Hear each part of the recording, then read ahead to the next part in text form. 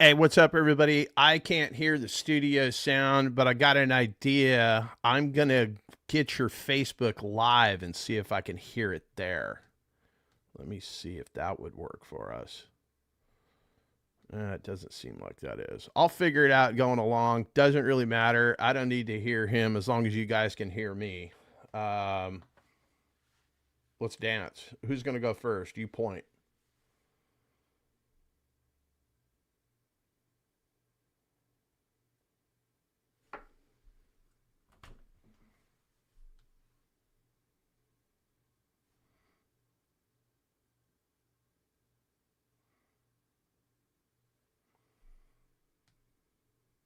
You want me to go first? Okay. Let me pull up one of these 12,000 numbers that I have. Oh, I don't want to use that one. Let's go with this one right here. All right. We're going to go out to Ohio. I hope everybody can hear me.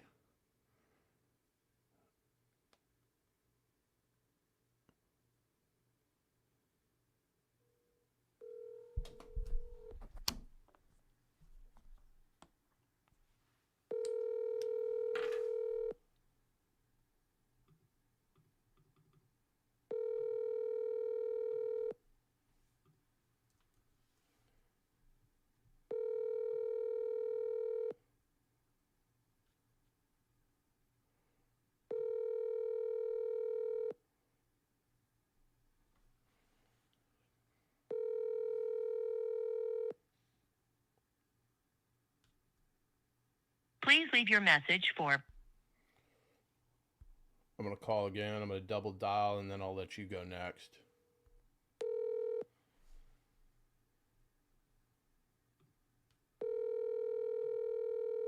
Yes, this whole time it was me. Can you guys hear me now? There it is. Oh, God. And that's such a great introduction, too. Jesus. Damn. Okay, cool. Oh, this one's not going to get a Now lot I of can views hear. after this. Now I can hear. Good. So Oh I my got gosh. you in one ear and this on the other. This one's not picking up. You want to dial next and then I'll tee up for the No, next no, one? you do the first Please leave five your and I'll do the message next for. five. Okay, so Just so that way we can catch a momentum. I'm going to call one more time and I'm going to leave a voicemail. Cool.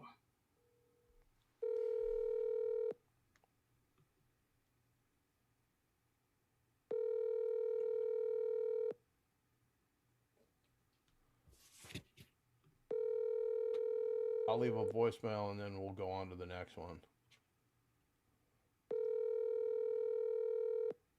But they have no love for the 559. They know I'm calling from the communist country of California, right? There it is. And off we go. Right? Please leave your message for. Hey, Michelle, it's John. Hey, I don't know. I'm having some trouble with my phone. Sorry, I'm blowing your phone up.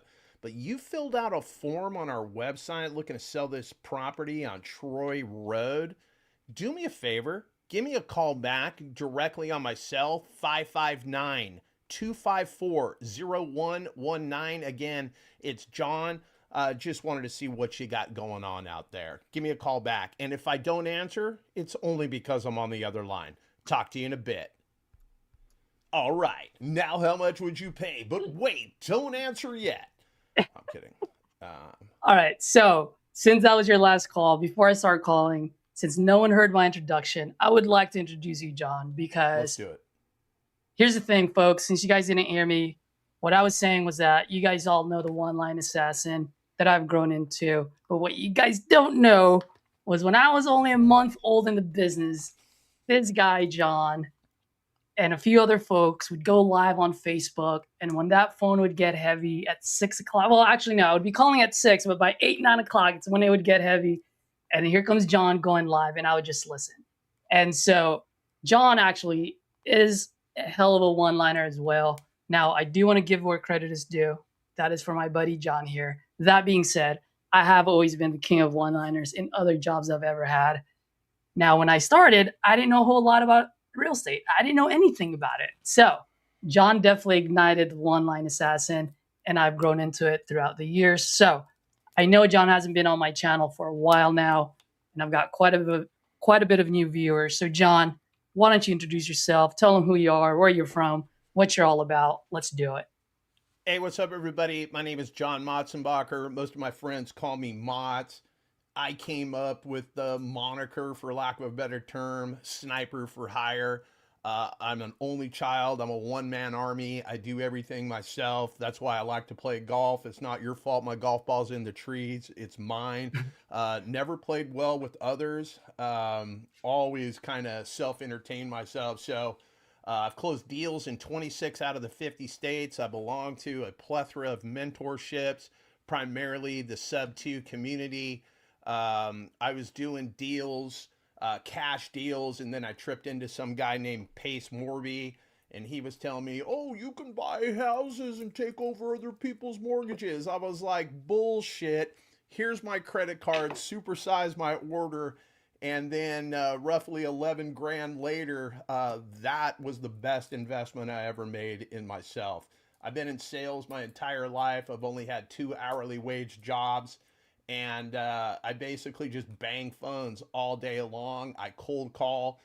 The leads that we're going to be calling today are paper leads. They're not my favorite. And the reason I say that is it's mostly, in my opinion, for sale by owners, right? People that want way too much money for their house, right? So I always get a kick out of when they say, hey, I want $325,000 for my house. And then I look at Zillow and guess what it says? $325,000. And then here's a one-liner for you too. I tell people, well, remember the A in Zillow stands for accuracy.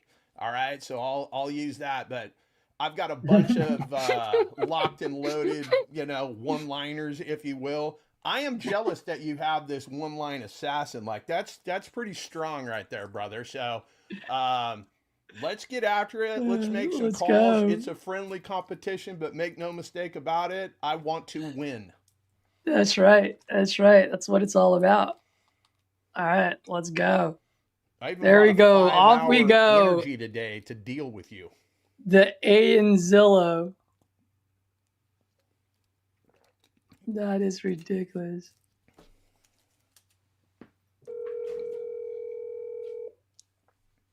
And while I'm calling too, John, feel free to let people know like what you specialize in or what you're working on recently. So that way, if they have any those type of deals or leads, they know who to go to. Yeah, no, absolutely. If you guys need help, obviously you can reach out to either one of us, but I primarily deal with problem properties, sellers that want way too much. There's a saying, I don't know who said it.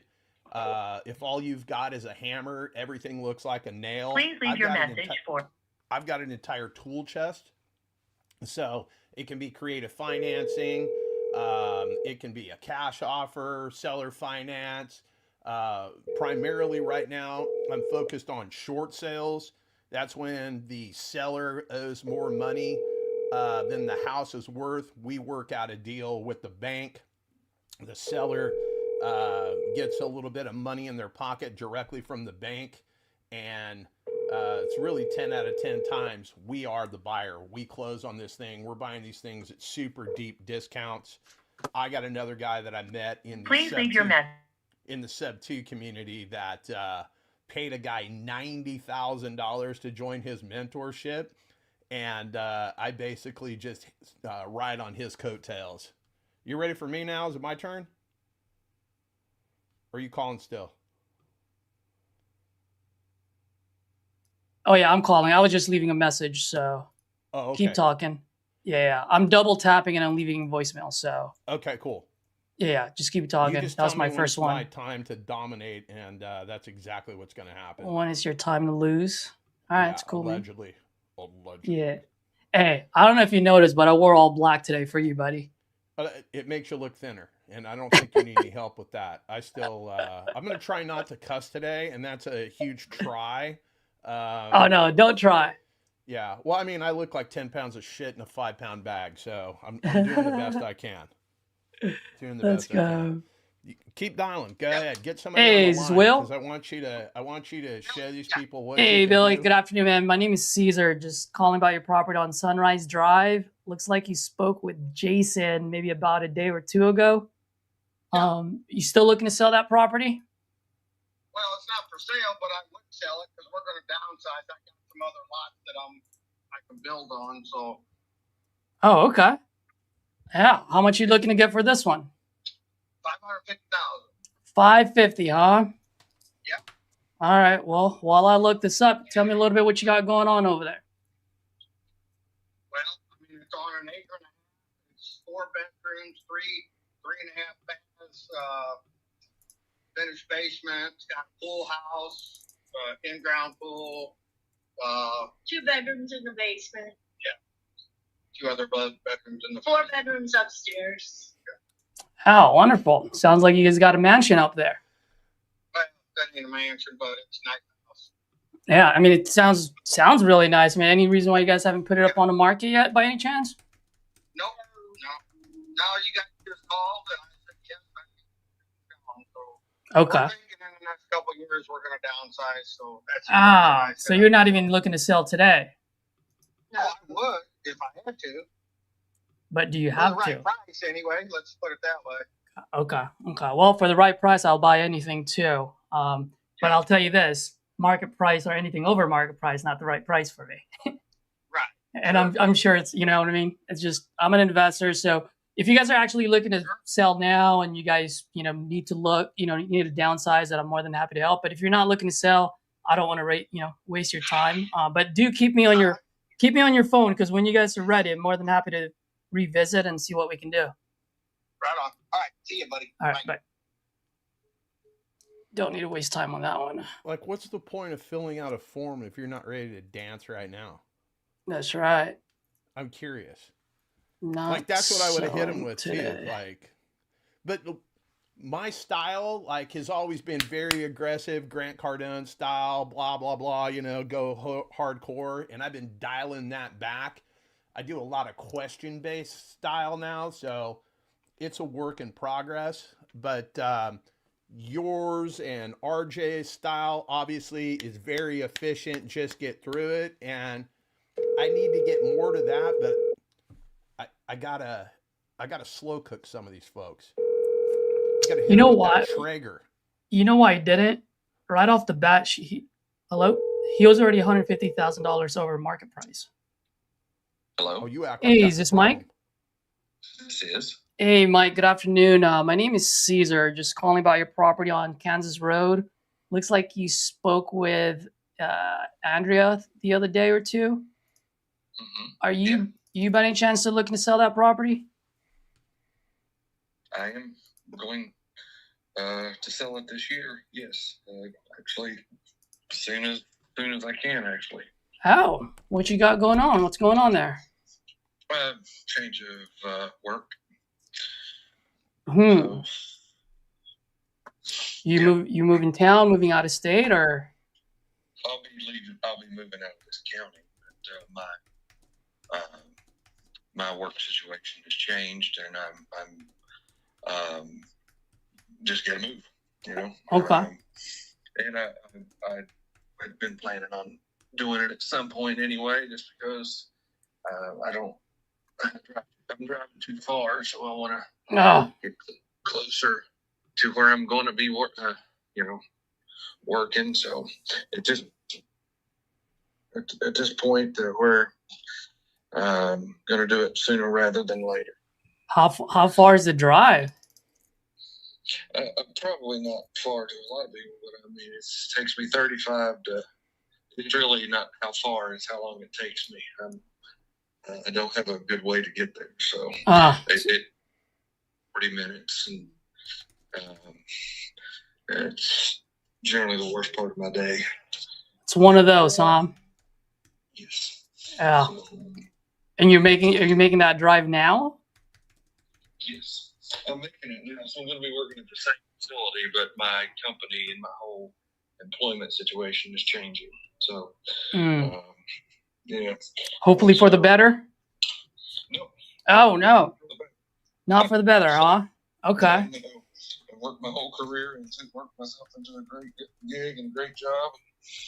And I'm going to have a good, it's a good job. It's just I'll be doing similar stuff for less money. So. Oh man, sorry to hear that, brother. And you got to do the drive. So hopefully I can help you out here and at least get you closer to your job and have a shorter commute, Yeah. So before I pull this up, I mean, how much are you looking to get for this one? A realtor I spoke to, it's not listed with a realtor, but I talked to him. I've known him, here since we've been here. Had looked at some stuff with him, but never listed it with him. And he had told me $750, and it's a nice home. It's 3,000 square foot brick home, but I'm on, it's the acreage here that's a real bonus. Not many people have, this much acreage with a piece of property. So it's a nice place. Mm-hmm. So that plays into it as well. But I would be willing to part with it for $725.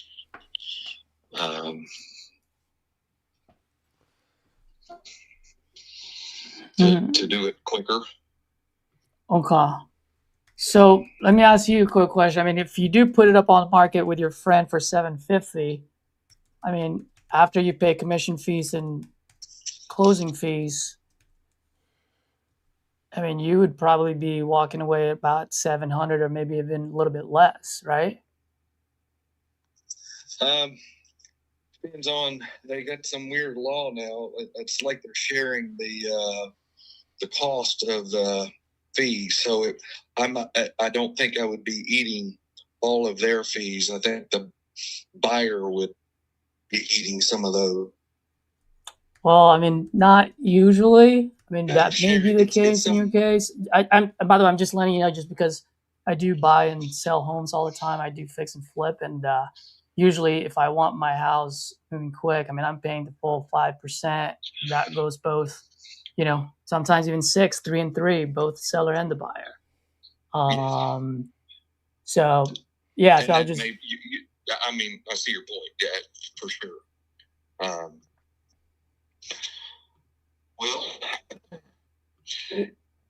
Well, let me ask you, what is it that you're absolutely trying to accomplish by selling this house? I mean, if we had a crystal ball, like, what's the ideal solution, ideal timeline? Talk to me.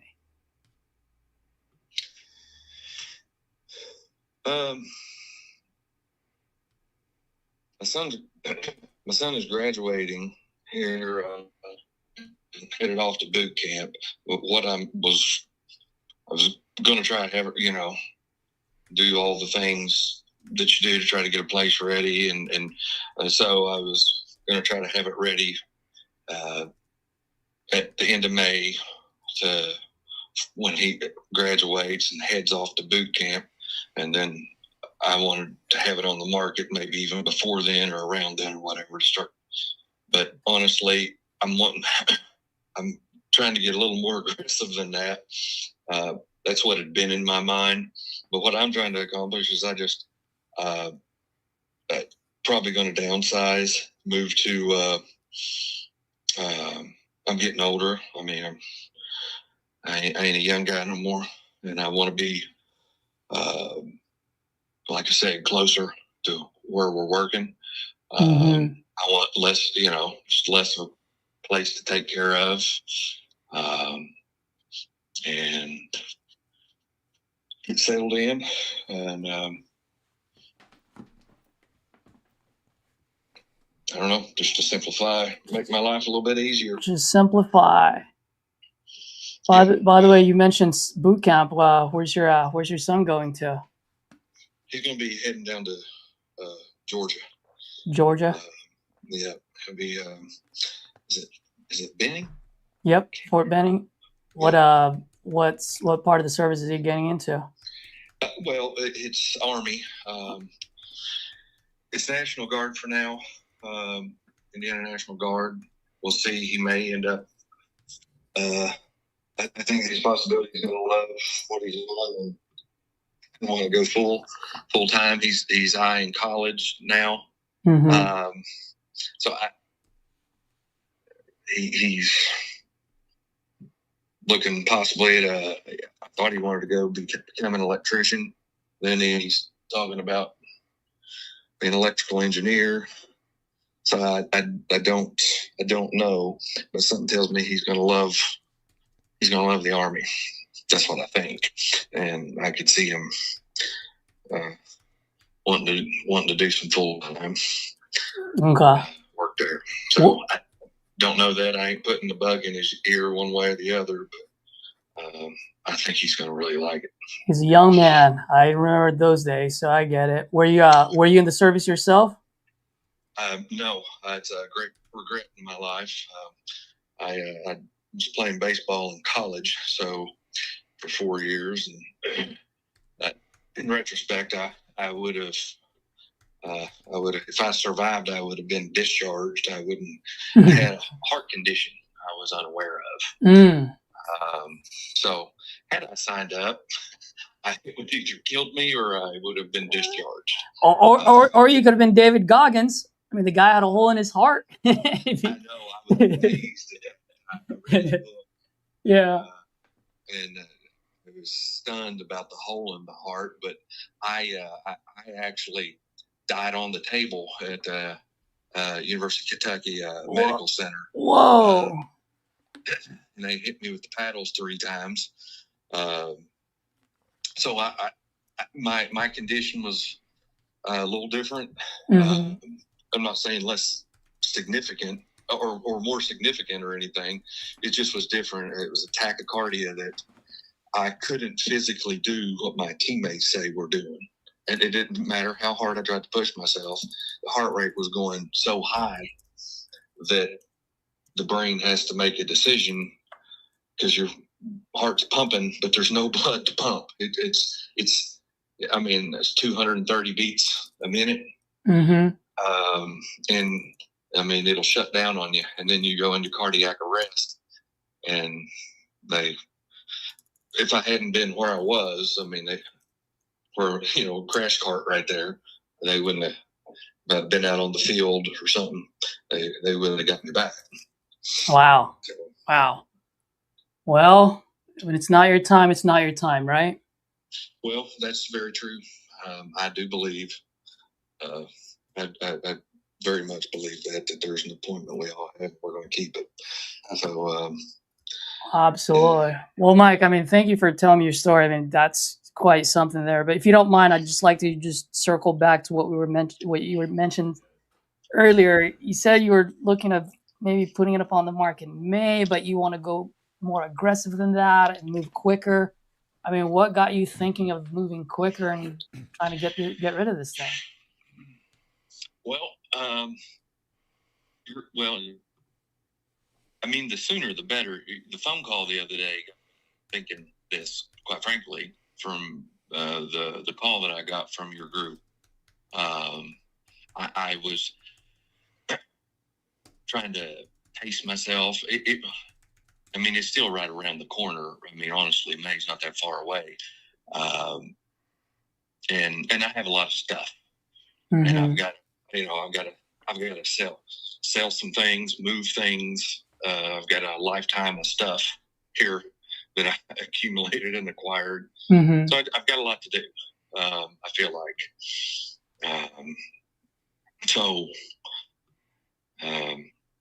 I don't. I'm older now. I don't move like. We've moved several times through the years as I traveled for work. I don't have that energy anymore, but I could call in all my favors and hire help, whatever I had to do. We can make it happen quicker if I have to, if the opportunity's there. Okay. So, and And you said you were moving closer to your work. I mean, where is that? How much is that going to cost? Do you have a place that you have picked out already, or? I mean, I look at places all the time on Zillow or something like that. But no, I don't have. There's one that I would like. I don't know that I could afford it. It's maybe a little out of reach, and so I don't have a place nailed down right now. So that could present a problem. I mean, heck, I'd end up just having to sell off most of my stuff and renting somewhere for a year, and you know, if that's what if the place was, you know, if we work something out and sell, and I need to move out in a certain period of time here, then I'll just make it happen and do whatever I got to do. And if I don't have a place to buy just yet, then I'll just have, you know, we'll figure something out. Absolutely. Well, Mike, I mean, the reason I'm asking you all these questions is a couple of things. One, I always tell folks I'm a human being first versus an investor. So I just want to make sure that, you know, if we do make a deal here, that you've got a place to go, right? I don't want you to be out on the streets. It doesn't sound like you will be. And quite frankly, I am a little bit different than the others. I know a lot of folks that you probably will talk to will just try to lowball you for the sake of lowballing. Or I actually do want to give you as much as I absolutely can. That being said, I just have to be fair to my business at the same time. Yep. All right. And so if there's a way where I can get you to your next spot, get you achieving whatever it is you're trying to achieve by selling this property, and I can, you know, I'm not trying to hit a home run, but if I could just get into first base and just keep the lights on, I mean, those are the type of deals that I absolutely love. The best deals that I have under my belt is when I'm able to help someone go from point A to point B, right? I respect that. Yeah, that's how I feel. If it's not a win-win, it's a lose. I've run, you know, I do construction projects and stuff, or have been doing it for years, and I've always felt like you don't win by making somebody else lose. It's not sports. This is life. So exactly. Everybody has to come out. It's never everybody gets everything they want. It's yeah. successfully together. So absolutely. So if I'm hearing you correctly, you want to move closer to your job. You want to do this before your son heads off to Fort Benning, if I heard you correctly.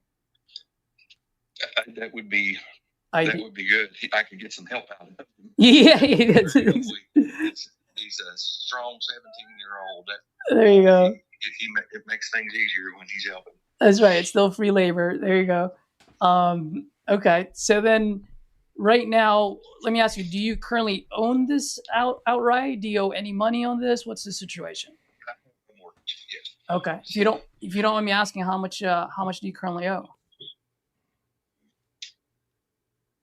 $370, probably. Yeah. $370. Yeah. Okay. So obviously, if we do make a deal here, that $370 will get paid first. So after that $370, how much do you need to walk away with in your pocket so that, you know, you can get to your next place? Well, I mean, it's, I keep thinking of it in terms like that necessarily. But because I feel like I need to do this, it's a little. I would prefer thinking of it in terms of what do I want out of the place, and that's my, you know, not thinking of what that leaves me in after my mortgage is paid off. It's like I never wanted to buy a car thinking of, think of it in terms of the payments. I want to think of it in terms of what's the value, you know. Am I making a good deal here? Mm-hmm. But I understand you asking that. but you know, obviously, I want the most money that I can get. I've got some aging vehicles. I've got life to do, and I've got to get into another place. And I don't want another big mortgage. I don't want another mortgage or big mortgage or anything. Obviously, it's going to be lesser of a place for sure. I want to do the best I can on it. But again, I don't expect you to pay the premium, you know, either. So Yeah, and by the way, Mike, the reason why I was asking that is this, like you said it perfectly, right? Like you're looking at it as far as like what you want and the value and so forth. And if you do have the time, right, you can move to a new place. You can have this sit on the market with your friend for the next 6, 8, 10 months until the market gets better where you can get the maximum value.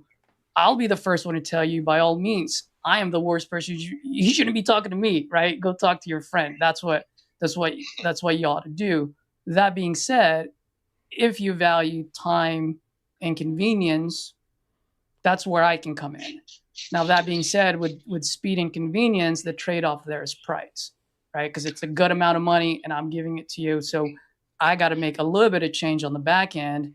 And so that's the reason why I'm asking, what is it that you need to walk away with? Because if, and I don't know yet, but if I make an offer today, I just want to make sure it's meaningful and that it's going to help you go from point A to point B. Right. Well, that's all very valid. So the place just to be full disclosure, then the place I'm looking at, it's been on the market. I don't know how long.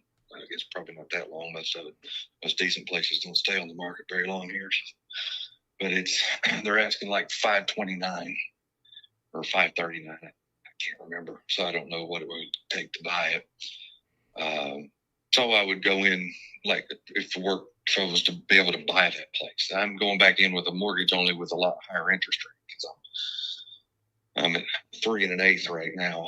Obviously, I can't get anywhere near that. Mm-hmm.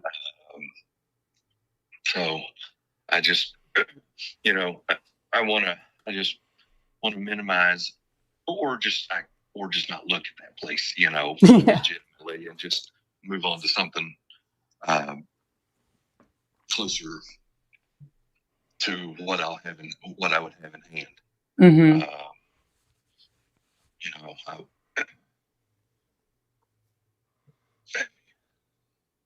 me find a pen and paper here.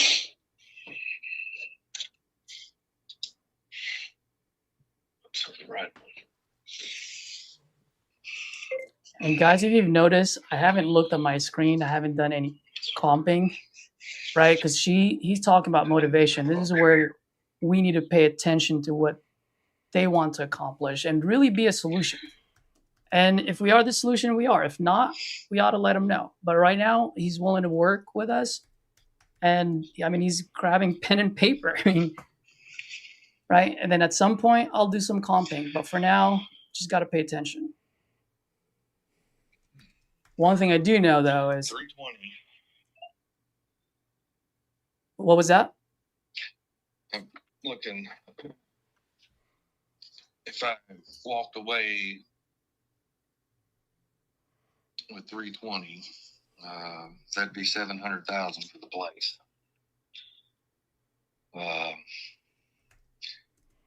That would, you know, that could be looking for a place and, you know, in the 350 range, and, you know, again, it won't be near the same place, but that would give me you know, that'd give me some freedom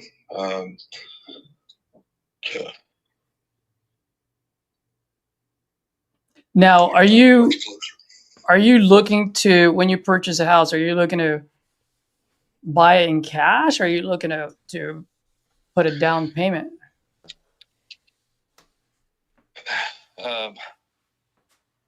Well, again, a down payment. I'm taking on a 6+% interest rate.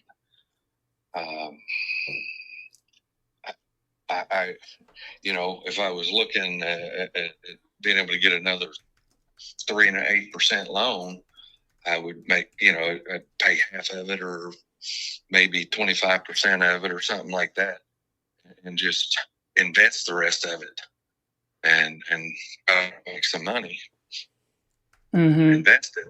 But at 6.5%, whatever it is right now, I mean, I don't know. I would think, I ain't sure, but I would think I would pay as much as try to buy in cash if I can. And just Okay. So let's just assume for a second you do get that place that you've been eyeing, right? And like I said earlier, I mean, I do want to help accomplish what you're accomplishing. So 540 is what you were saying. I mean, you're going to put what, $100,000 down payment on that? I would like to put more again at 6.5%. I would want to put $250,000 down, because I don't want, especially since I'm losing income. $250,000. Okay. So $250,000 down, and then you did mention you had some vehicles. Or do you owe money on those, or were you saying that you want to buy more vehicles? No, my wife's car is being. It's my company truck that I've been driving for the last 12 years. I won't have that anymore, so I've got to get a work vehicle to drive, and that getting closer to work will, of course, help with that, because my gas is not a vehicle anymore. Mm-hmm. And so, how much is that going to cost you? Oh, vehicles? I don't know. I mean, we don't have to have nice. I mean, we are not driving real nice stuff now. So, I mean, I haven't looked, but when I bought her vehicle, it was $30,000. We're not going to be able to spend that money like that. But if I had, I guess if I had some money in hand like that, we could maybe look at a couple of $15,000, $20,000 vehicles, and get a little bit better shape than what we're in now. Okay. So I mean, if you guys had $250,000, maybe $270,000 cash in your pocket, does that even take care of your down payment plus the vehicles? Well, yeah, I mean, you could do that for sure, but that's bare bones. I'd have to look and see what kind of a house payment would I have at that point if I paid $200,000 down, and then I take on $300,000, and that just wouldn't make no sense. There'd be more payment than I'm paying now on this, now. Mm-hmm. And I can't do that. Okay. The payment would be more, and I'm going to be significantly less income, like 30% less. Yeah. I see. So your income is going to be 30% less. Okay. Yeah. It's a big pay cut. Okay. But and by the way, the reason I'm asking all these questions, I'm just trying to wrap my mind, is because let's assume for a second your realtor's right, and let's say you can sell it for $750,000, right? And I don't know your realtor, but I'll tell you this, man. Most realtors nowadays, they're only good for two things: slapping a big sign on your yard and apparently dancing on TikTok nowadays. Not all of them. There's a good chunk that's actually pretty good, and your friend is probably one of them. But let's assume for a second that let's say I do buy this property off of you at 700. But if your friend is right, I can only sell it for 750. Even if I don't do anything to that house, don't touch a single paint or anything at all, right? Meaning zero repairs, zero anything, which I'm sure with 3,000 square foot house, I can find something. But let's just assume for a second that there's nothing. If I buy this at 700, after I pay all the closing costs, because if I buy this from you, I will pay for all the closing costs now. And then when I sell it, I will pay for the closing costs again, and I'll have to pay your friend. On top of that, I also have holding costs, which I'm not going to bore you with all of these, but at the end of the day, these are just business expenses, right? Just cost of capital and everything. And so if I buy this off of you at $700,000, my all-in number is actually 790. And so I will be risking $790,000 just so that your friend can sell it for me at 750. So that's the goal with the property is a flip, kind of. Well, I'll tell you this: my goal is not to live there. I'm an investor, so I wouldn't buy to live there. I would buy to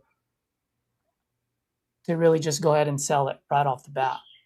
And so if your friend's saying I can sell it for 750, I mean, I'm gonna have to come in lower, right? Any offer I would make would definitely not have a 7, just because there's no meat on the bone. Actually, I would be negative 40,000, and $790,000 is a lot of money, my friend. It is to me. Yeah, it is to me too.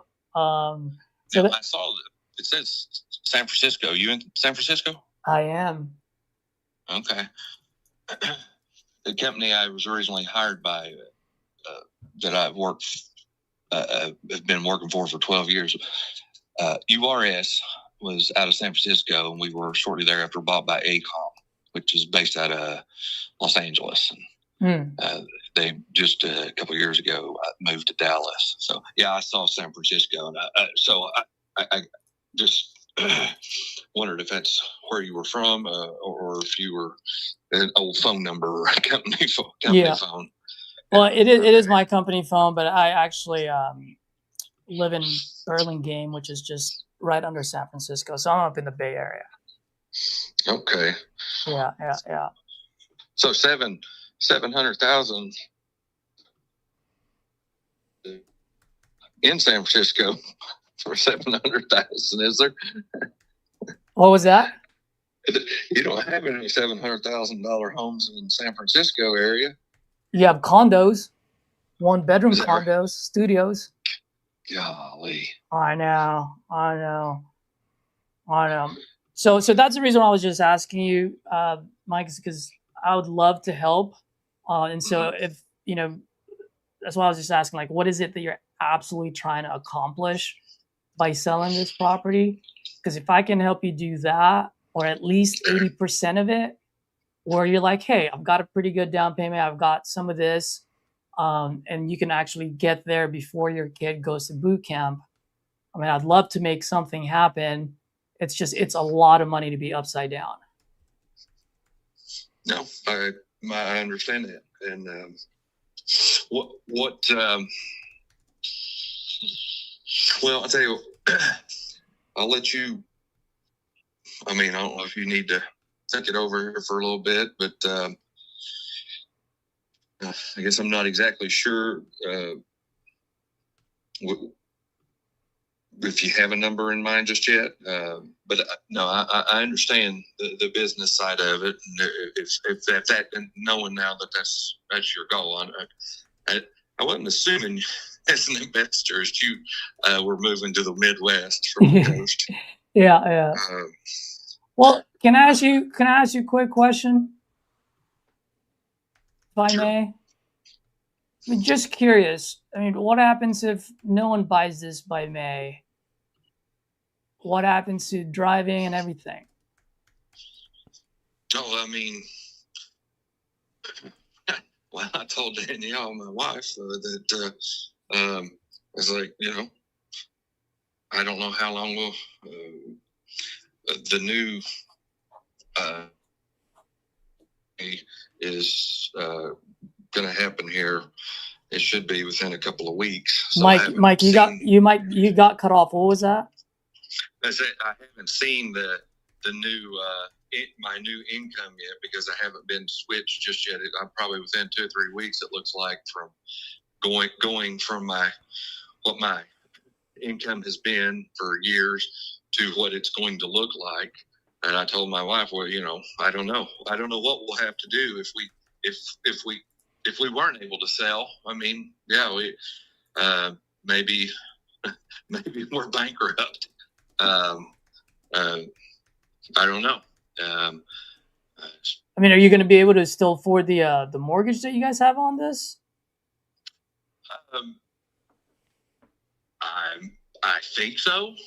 For a while, honestly, our outgoing. I've told my family that the mortgage isn't my biggest problem. It's their lifestyle.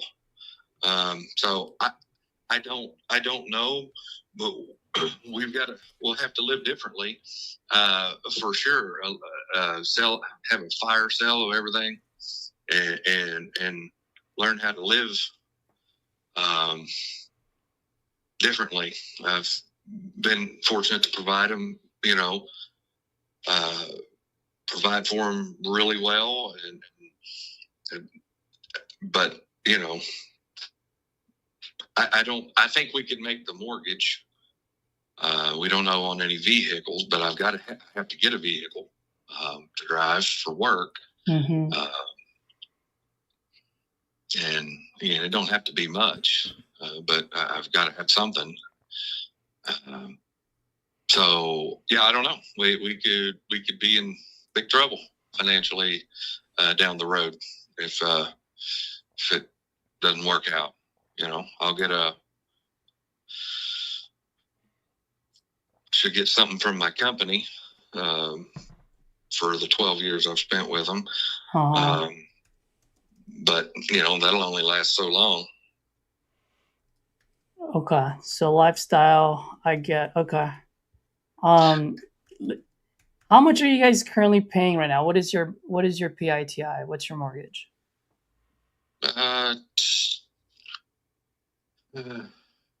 24. Let's say 24.50. I think that's close a month. 24.50. Okay.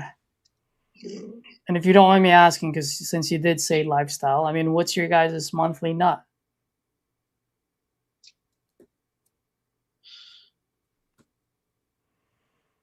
Is that what you asked? Oh, I'm sorry, I lost you there. I was asking, what is your monthly nut? Monthly net, it's let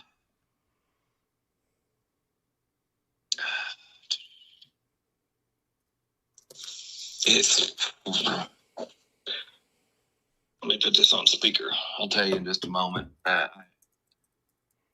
Well, calculator in front of you. I do. Let's say she every 2 weeks, I think she brings in about 1,300. Mine every 2 weeks is a little over 4,000. So that'd be 5,300. Yep. Times 26 divided by 12. That'd be monthly. Oh no, I'm saying, so you guys are pulling in about 10,000 a month, and then your mortgage about 24.50. I was asking, what is your monthly nut? Like, what's your monthly expense total? Oh, our monthly expenses? Uh-huh. Well, that's just it. We don't save money. There's like I think our food's more than our mortgage a month. Well, Mike, if I may, just as an idea, doesn't mean you have to do this, but I mean, what if what if you move closer to your job and for a while maybe you rent and keep that cost down, and you've got a good chunk of money, good cash in your bank, and you can stash away. Maybe you can even invest it on some digital bitcoins or something. And then in that way you do make some of that money back, and then you can go ahead and put a pretty decent down payment at some point, because if, like he said, if you're going to go to, I guess the point that I'm saying is if you go sell this, you're going to give up that 3%. You're going to go for 6%. Your mortgage is going to be higher. Right? So it depends on the kind of place that we moved into. Yeah. I mean, I'd love to help, man. It's just, I think if you guys owe about, what did you say earlier? 370, right? If I can only resell this for, and by the way, when your friend says 750, I'm already estimating that it's only going to move at 690, 700. They always go higher, just so that way they have room to come down. So that 750 is most likely going to come down to 700. I mean, if I were to make any offer on this, I mean, I would probably just be able to give you around, somewhere in the 200s in your pocket after paying that 370. Well,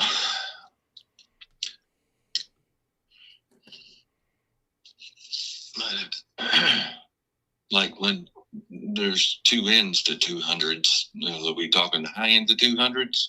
Because it's probably going to be towards the lower end of the 200s. Yeah. Well, I've watched the market here for a long time, and I've watched hundreds of homes. I've looked, and so I look at Zillow all the time, for example, and when I see. And so when you scroll, John, this is going nowhere. If you want, you can make a call. Property values for even ones that aren't listed, like they have a value even on display. And I look at where it's at, and or the ones that's for sale, and then what they sell for. Zillow's, I don't know how they do it, but it's generally they're very close. I mean, apparently they're watching the market and. I mean, I guess they just do the math. I mean, the calculations of what's selling in the air and everything. So maybe it ain't that complicated. But I mean, I've seen them everywhere from 780 to 760 on this place more recently. Maybe if the market's cooled, maybe. But I've been here, a few years now, and just I've watched it, and I didn't think he was too far off, and so I've known this gentleman for several years now, and he is a genuine great guy. This realtor friend, he's not, it's not somebody I met a few weeks ago or something, and I don't know them. He is a legit guy, and so it doesn't, he has no crystal ball, obviously, as far as the value of the place. Again, a big part of why the number on the place has to do with acreage. Again, it's a nice brick home, well-built brick home, but, this house, without all the acreage, is obviously not, it's not the same sitting on a lot. Oh, I completely understand. I mean, I do put value on that acreage of yours. Now, I don't know if you're aware of this, right? I don't know if you're aware of this, but in February, I don't know, forgot what it was, February 2016. I mean, the CEO back then, good old Spence, he sold his house for $1.05 million. That being said, it gained a lot of attention because Zestimate said that it was worth $1.75 million. So it was like a 40% drop So my good old friend John over here, his famous line is the A in Zillow stands for accuracy. So if I were to believe between Zillow or your friend, I may actually put more belief in your friend, especially if he's a good friend of yours and he's telling you the truth and you guys have a strong relationship. That being said, it just comes down to two things: is if you have the time and the energy to sit on the market for a while and make that drive and make the move when your son is no longer there to help you, then yes, going with your friend is the best solution for you. Even though it doesn't do me any good economically, that is the right move for you. But if you want to sell this quick and you have the convenience so that your son's still there when you move, then there's just got to be a little bit of a trade-off. And so, if $200,000 or somewhere in that range, gets you a good chunk of money in your bank account where you can invest that money so that you do have a pretty good down payment later, that might be an option too. Yeah. So if I'm hearing you right, you're thinking somewhere in the 590 range. Yeah, it would be like 590 would be the top end. It'd probably be between the range of 570 to 590. But it would be, let's just say, on the top 3/4 of the fives is what we're looking at. Well, while I have to be I'll have to be in a much worse situation. I'm not a rich guy. I'm going to be, but we've not made those financial decisions to achieve that. Mm-hmm. However, giving up, I think selling it at $690. Let's say they put it on the market here, and I sell it at $690, and I pay the fees. I'm still, I can't afford to throw away tens of thousands or 100,000+ at this point. I may be there before I know it, but right now, tens of thousands is a lot of money to us, and I've got to approach it that way, at least for the time being. It's just too much money to us. So if it's 50,000 that we come out better, that's a lot of money to me. So is it risky? Yeah. But we'll see what the Lord has in store for us. But I don't see right now that I can agree to sell it, at 575 or something. Oh, I completely understand, Mike. It's just, it is a big decision for you and your wife, and obviously I'm just talking to you right now, so I get that. Just one thing to consider, right, is that, if you do sell this in the high six, and after paying all the closing costs and realtor fees, you're probably going to be walking away within the low six. And so as far as what you're actually going to walk away with after selling it on the market and selling it after May, maybe towards Q3, Q4 of this year, versus selling it now, at that point, it's just, and only you and your wife can answer, is like, which one is more important to you folks? Yeah, that's it's something I'll spend some time, mulling over and everything. We'll talk, my wife and I'll talk. Yeah. And talk to the Lord about it. And maybe I'll see it different.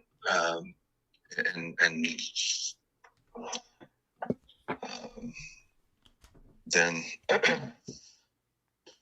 maybe it makes more sense.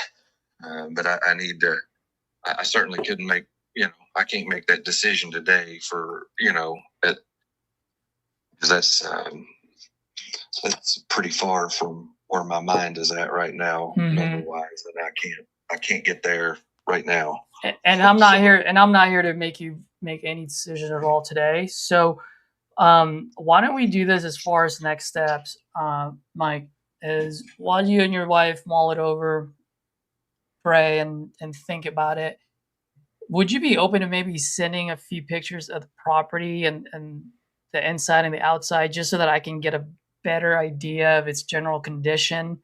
And then maybe while you and your wife are talking about it, I can do my due diligence, reach out to a couple of realtors as well, and dial in on what I can do here. And you never know. I mean, if they're saying, yeah, you can sell it for more than that or that much, then maybe I'll come up closer to your number. And so in that way, while you guys are thinking about it, I can also do a little bit of due diligence on my side and see if we can make something work here, one way or the other.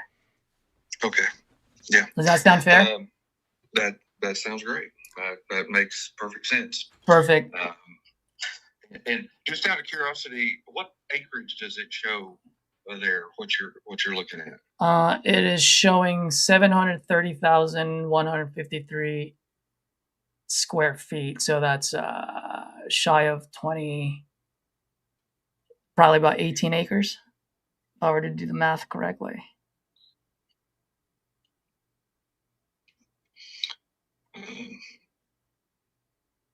That's all right. Well, there's two. I own two parcels, and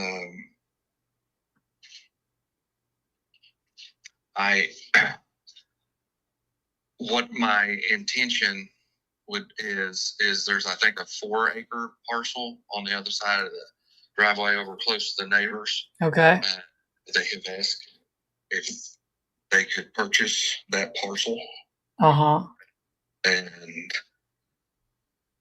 at the very minimum, there is a small portion of it that I would break off and sell to them separate, so they could have room for a car, place for their dogs to stretch their legs and everything. I would have to have that surveyed or whatever, I guess, to do it that way, or with the whole parcel over there, which again, I don't know if it's 3 and some change or 4 and some change, maybe. Okay. Yep, I do see it now. It's 157. Yeah, so shy of 4 acres. So it's 3 some change. Okay. Yep. And that, obviously doing that would be, a consideration, obviously, on your end, less acreage. Okay, so you'd be selling both then, right? The big one and the little one. Well, and it protects their place from somebody building on it. Yeah. And it's got 2 structures there. One, I'm kind of working on. They're in disrepair, and I may just tear them fully down. And it's old barns, Okay. So I would just actually take that one out of the equation as far as parcels. Take that out. So you're not selling that one. So you're just going to be selling the big one, right? Yes. Okay, so that's fine. Okay. All right, that's no problem. So if you can send over some pictures, so that way I can just get a general idea. I'll run this with my team. Like I said, I'll do my due diligence, and if I poop my pants on the numbers, I'll be the first one to fall on my sword and let you know, hey, I've got some good news for you. I can do more. If I'm hitting it dead on, I'll be transparent with you as well and let you know where I'll be coming in. How does that sound? That's transparency. Honesty, that's and if it's the only way I want to do this, so I'm good with that. All right, wonderful. So why don't we do that, and then let's touch base maybe in the next couple of days. So you go talk to your wife. I'll do some due diligence, and then we can go from there. All right. And I apologize. I know you told me your name when we first got on here. My name is Caesar. Caesar, just like the emperor or the salad. Or Cesar Chavez. Oh, don't say that. Not now. Dude, did you see what the New York unleashed on him? Oh, my. Well, we've been talking for about an hour now, and so if I were to stay on here to talk about Cesar Chavez, we'd be talking for another half an hour, and I got to get to the next call. But Google his name, and you'll see what's been going on. It literally just happened a few days ago. Everyone's taking down his statue and changing the names and everything. The old boxer? Oh, no, not that. I thought you were talking about Cesar Chavez, the farm guy for the union. You're talking about Julio Cesar Chavez. Oh, yeah. Yeah, I know who you're talking about. That guy was a beast. Well, Mike, I actually got to get going because someone's been calling me for a while. But you have a wonderful weekend. It was great talking to you. I have a feeling we might be able to do something here. Just send over some pictures and I can dial in on it a little bit. Will do. Closer. Okay. Right. Have a good one. Thank you. Bye. You too. Bye. Gosh, that was way too long of a call. Way too long of a call. You had to drive him down that road, but he was a talker. He was. I don't think there's a lot you can do. I would have hit him with, hey, are you looking for the highest offer? Or are you looking for one you could count on? I loved using that line, John, and I've used that many times. Yeah. I just didn't feel like this was the right place. Yeah, no. That dude is smoking the hopium. You know, his friend told him this, his friend told him that. Like, but you know what though? He didn't hang up when I told him my offer would be in the fives. No. Yeah, and so, I mean the backup plan would be, hey, put this thing up on the market, and if you can't get anywhere near 750, you know I'm coming in all cash at 500 and something. Exactly. And that would at least get you on to your next location. Just keep me in your back pocket. Something like that. That's pretty much it. That's pretty much it. That's pretty much it. But I was looking at it more of a wholesale situation. And a wholesale, it would. Yeah. And I missed the part. How many acres? Is it 21 or no? Well, with the other one, yeah, it would be 21. But okay, he said he wants to pulling up. Yeah, he said he wants to sell the 4 to his neighbor. Yeah. Because his neighbor just wants to have that separation. I'm curious, why not sell the whole thing to your neighbor? That is very true. Like, I just get him thinking and whatnot, you know? Yeah. That would be it. Yep. All right, dude. I took an hour. Why don't you go make some calls? Let's go. Let me call this one right here. Do it. I don't even know. Let's see what happens. Speaker. Ooh, I spoke to you some months ago. We're gonna call again. I need to talk to somebody. Let's do it. Telephone number. What is going on.com? I'm going to leave them another voicemail. It's because I'm calling from the communist country of California. Telephone number 61426408116. Not a lot I can do Can't there take about your the call now. Phone number going out. At the tone, please record your message. When you've finished recording, simply hang up or press pound for further options. Hey, Paula, it's just John. Hey, you were talking to somebody on our team about this property on Ebright Road, and I'm just trying to raise you on the phone, see if there's something we can do for you. Full disclosure, I am calling you from the communist country of California, and trust me, I'm jealous that you live in America. I hope to visit there one day. Do me a favor, when you've got a few minutes, could you give me a call back at 559-254-0119. Again, my name is John, and hey, if I don't pick up, it's only because I'm on the other line. I'll give you a call back. Hope you're having a decent day. All right, I'm calling another one because I want to talk to somebody.com. Bro, keep calling. Call like 5, 10 of them in a row. Yeah. Call. I am the great Cornholio. Let me see. What's everyone else say? Christian? Man, Christian's so funny. He smoked 2 joints and had a beer in that call. Well, he's doing better than us. Oh my gosh. I think that guy was smoking with you. Have anything going on in Awesome. I'm looking for Martin. Did I get the wrong phone number? No, that's the way to use it. That's absolutely awesome. It threw me back to my my Bruce Lee days there. My man, it's John. I'm just calling you because you filled out a form on our website. You're looking to sell this property on Share and Drive. Are we going to get in a kung fu fight, or are we going to talk about what I can do for you?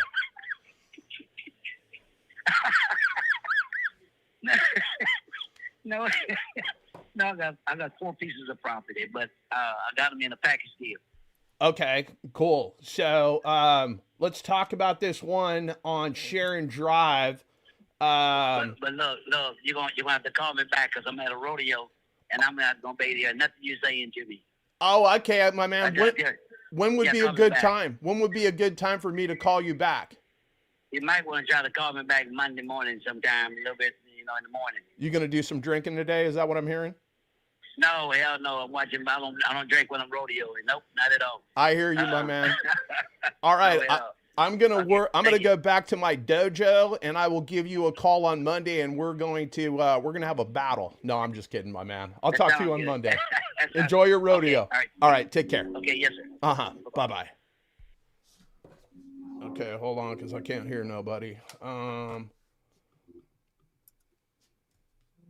right. Mic check, you got me? Can you hear you? Yep. Yep. Okay, cool.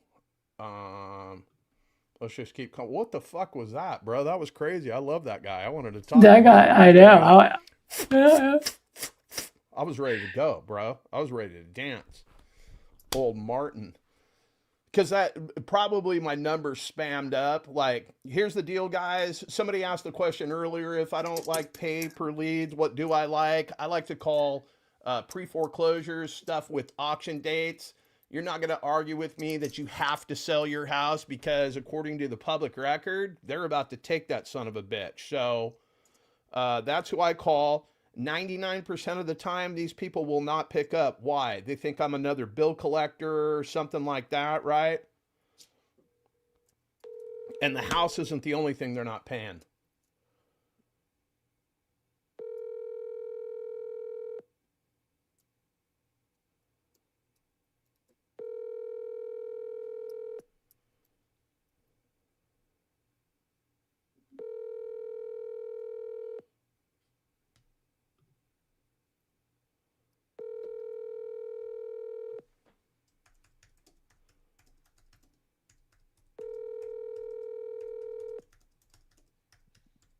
Please leave your message for 5134.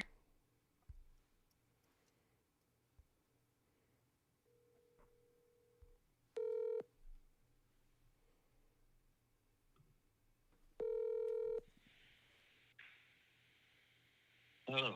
Hey, Thomas, it's John. Can you hear me? Yeah. Hey, real quick, my man, you filled out a form on our website trying to sell this property in Hamilton, Ohio. What is it? Noyes? Noyes? How do I say that? I'm illiterate. Yeah.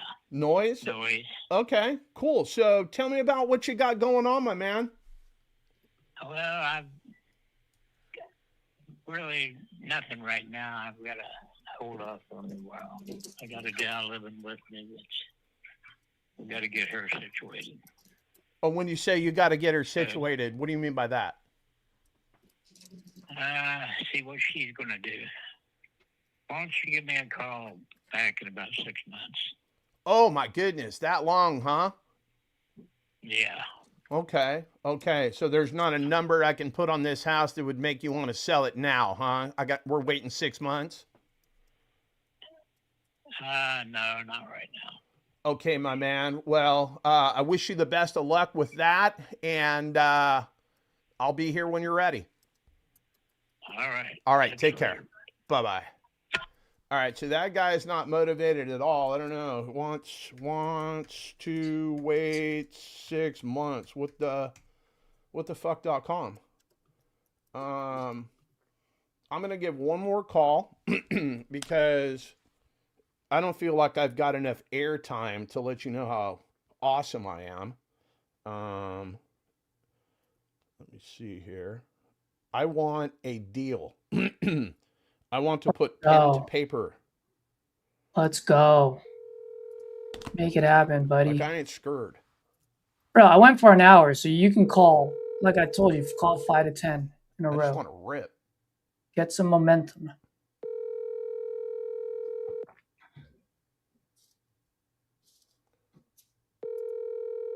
This one's in Tennessee. I'm the only 10 I see. No, I'm kidding.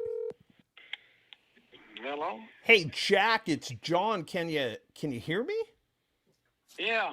Jack, real quick, my man. You filled out a form on our website, and I think you're trying to sell this property on old. No.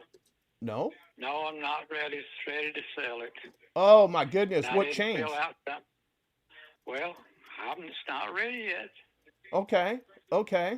Is that something that you're living in? This one on, what is it? Tuckaleechee? Is that how you say that? That's a mouthful. Yeah. Tuckaleechee. And I own it. My niece and I own the property. Well, what? We have not got together yet on selling it. So. Okay. And if you did sell it, and I'll let you go after this question, if you did sell it, where were you planning on heading? Where were I planning on heading? I don't live there. Oh, it's a rental property, huh? Yeah. Gotcha. What are you going to do with the money when you sell it? You going to go to Vegas and put it on black? Spend it. I'm going to spend it. Yeah? You going to buy? What are you going to buy? I'll buy a new car. Oh, boy. You sound like a guy that would probably drive like a Corvette or something fancy like that. What kind of car would you get? I don't know. Okay. Oh, he just hung right up. He was done with me. Hey, I've got one for you to call, John. Good, because there's zero. He just raised his hand saying he's looking to sell. Motivation. This one is in Sacramento, buddy. That's why I'm giving it to you. Oh, shit. Where the hell is that? Good old Sacktown. Is it in the private notes? I'm going to put it in there. John, what area code will you be calling from? 559? No, if we're going to do this, I'll go with the Bakersfield one. I don't know, the other day I was trying to call Sacramento and I pulled a 661 area code like a dumbass. I can go get another one. Like, it's not even a problem. No, I don't care. I'm just letting him know that you're going to be calling from a whatever you decide. I could care less. Yeah, 661 number is what I'm calling from. I got a sad cat outside crying at the door because I'll have her mom John is at home. Reach out to you right now from a 661 number, right? Yeah, it's in the private chat. But no, I just need the area code. That's all. So just to let you know, he's never responded to any of my calls, text messages only from March 19th, so 2 days ago. Okay. And then it was like, if you're interested, please send me an offer. So. Oh, I love it. I hope he's red. I hope he's pissed off because those are my absolute favorite. Those are the ones I want to get all cuddly with. So, John, my response to that, which I got. No, you didn't. You did not hit me with Sanjeev. Fuck. You, dude, you did this shit on purpose. You're like, oh, this is going to be comedic fucking gold right here. All right. We're going to call my boy Sanjeev. I just texted him. Tell him I'm busy with my family. That's what I said. I said I'm reading. Jeezy. That's his street name, Sanjeezy. This is my last text to him. So just so you know, I texted him. I can't fucking wait to call little fucking Sanjeezy. That's what I texted him just right now, just so you can see.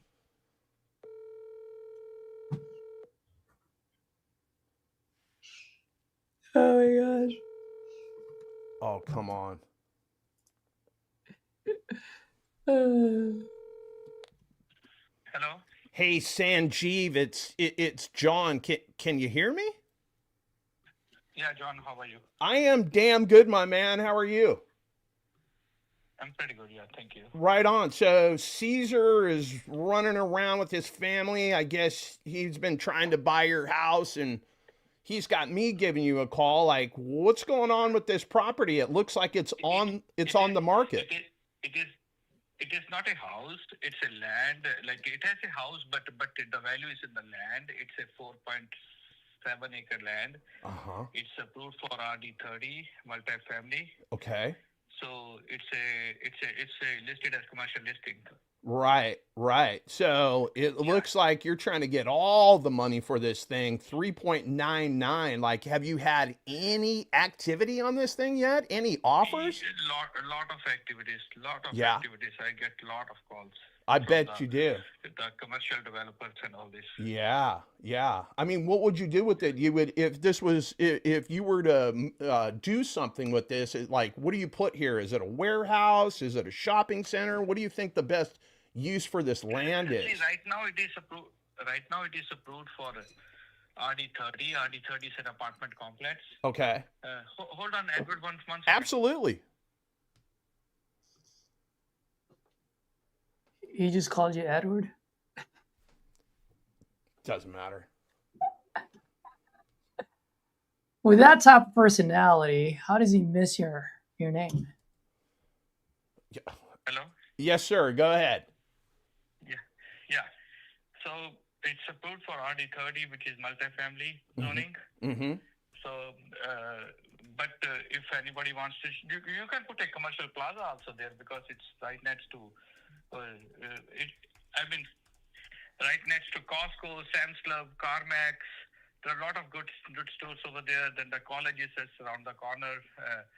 Target store is there, Lowe's, and then the police department is nearby, hotels nearby. The hospital is on the other side of freeway, but it's like probably 5 minutes drive because you have to go around, Yeah. So, I mean, I'm looking at this, like, I mean, correct me if I'm wrong, with the RD30 zoning, and I'm not an expert in commercial real estate. We buy stuff all over the state. Is it true that I can only put 30 doors per acre? Is that what I'm understanding? Yeah, you can put 30 doors per acre. Yeah, so you can put. So it is 4.7 acres. So it's like a 3-story apartment complex you can put there. Oh, so I can build upwards. Yeah, you can build upwards. Gotcha. So it's a 3-story. Yeah. Gotcha. So a lot of apartment complexes are under construction in the Sacramento region because there is shortage of houses. Right. And this area is the ideal for that. That's why they approved it. Okay. So, I mean, when you're saying you're getting a lot of action, like how many offers have you had? No offers yet, but a lot of people calling me. Some they want to change the zoning to different ones for their needs, Yeah. So if you want to use it for some other purpose, you have to apply for the rezoning, Yeah. I mean, obviously that's going to take some time and planning and whatnot, but yeah. I mean, why do you think that nobody's given you an offer yet? Is it because of the zoning, or do you think it's more because of, I don't know? Because everybody is not interested in the RD30, Yeah. Yeah, if somebody doesn't have any experience, then probably they don't want to go for that, Right. I'm curious, why didn't you just build something there? You sound like you got some paper in your pockets. No, actually, we don't have that much those funds. Okay. And plus, we have 3 partners, so even if one partner is ready, 2 are not ready, it's like that. So the 3 of you have agreed to sell this particular property, but the 3 of you can't come to an agreement as to what to build on it. So is that why you guys are selling? Because you just want to get rid of it and move on to your next adventure? Yes. Gotcha. So, Walk me through where did this number come from? I mean, are there any comparable sales? Like, I'm just trying to make sense of it. Yeah, there are another units like the RD30, almost 5 acre, that is listed for what you call about 3 million. Mm-hmm. But that is on the residential side. This is on commercial side. This is on this is on the commercial road, you know. Yeah. So it makes sense. I'm trying to look at photos and whatnot of it. I mean, it looks like it's a pretty decent area and whatnot. I'm just curious, like, why nobody has made an offer on it. Like, let me ask you this: if nothing changed, for the next 6-12 months, like, what would you guys do at that point? Would you just hold on to it or drop the price? We are not losing any money on that, We have a rent coming from the house in the front. We have a rent coming from the billboards on the property. So we are not losing anything. So you own the billboards? So if I bought this, I'd own the billboards? No, but the billboard is on the lease was for 12 years. It was already over. Now they keep on paying us the rent, so we did not tell them to remove it, But it can be removed anytime. Billboard is on the side. It's against the wall with the CarMax. Okay. Yeah, and CarMax is right next door. I see that. Okay. Yeah. Okay. Yeah. So we are just getting that $12,000 rent from billboard, Yeah. Yeah. No, I mean, that makes sense for sure. Now, when you say that you're getting rent from the house in front, like, what does that look like? Because that's a little confusing if this is a commercial property and we got a residential. No, because it was RD5 zoning before. Now it is changed to RD30. But the thing is, if somebody wants to buy it and they can put the apartment complex, but right now the existing house, if we don't want to touch it, the house is still there, Yeah. But like, all right, walk me through, like, what kind of rents are we getting on that front house, just so I can try to figure out what my next move is. I'm sorry? Yeah, 2,000. 2,000. Okay. And how long have they been there? They've been there for years.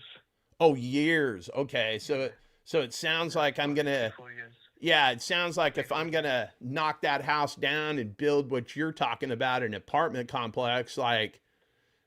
It will be knocked down. Or if somebody wants it, they can utilize the back portion, and the front portion is 1.73 acres. So they can put some commercial plaza in the front or something, Okay.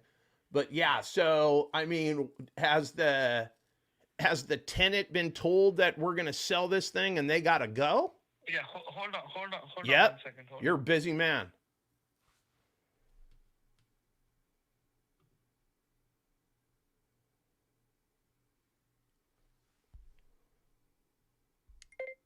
I don't think I can piss this guy off, but we're going to try.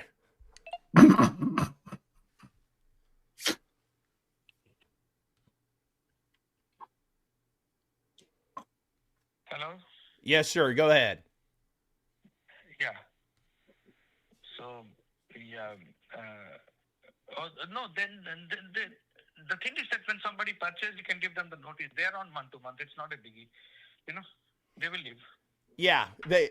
So they've been told, because if they've been there more than a year, I got to give them at least 60 days. But if I don't get that is not a biggie. The deal won't close in 60 days unless it's a cash deal. Unless the buyer is ready to close. Yeah. But they will be out. Don't worry.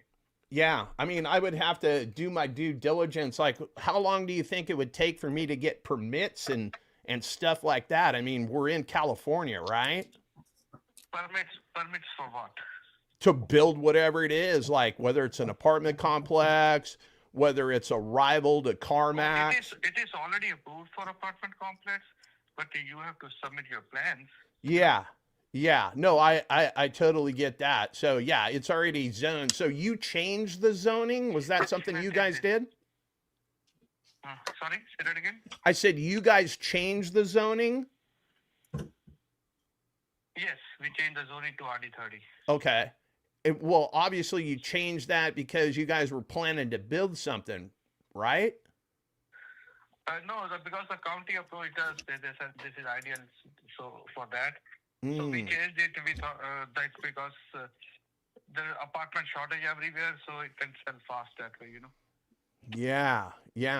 So, I mean, if I came in and I don't know how close I can get to this number. Is there any wiggle room in this thing, or are you guys set at 4 million? 1 second. Actually, my kids are in the car. One yeah, second. Absolutely. Okay. What else do you want, napkins? Okay. Raveena तूने वो दे दिया हमको? Sir, once.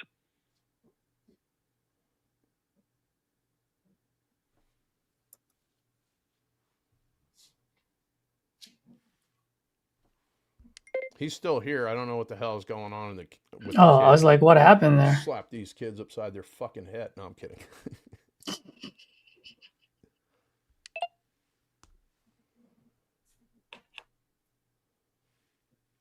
By the way, I had no idea that this is I never looked at the property before I sent it to you, just FYI.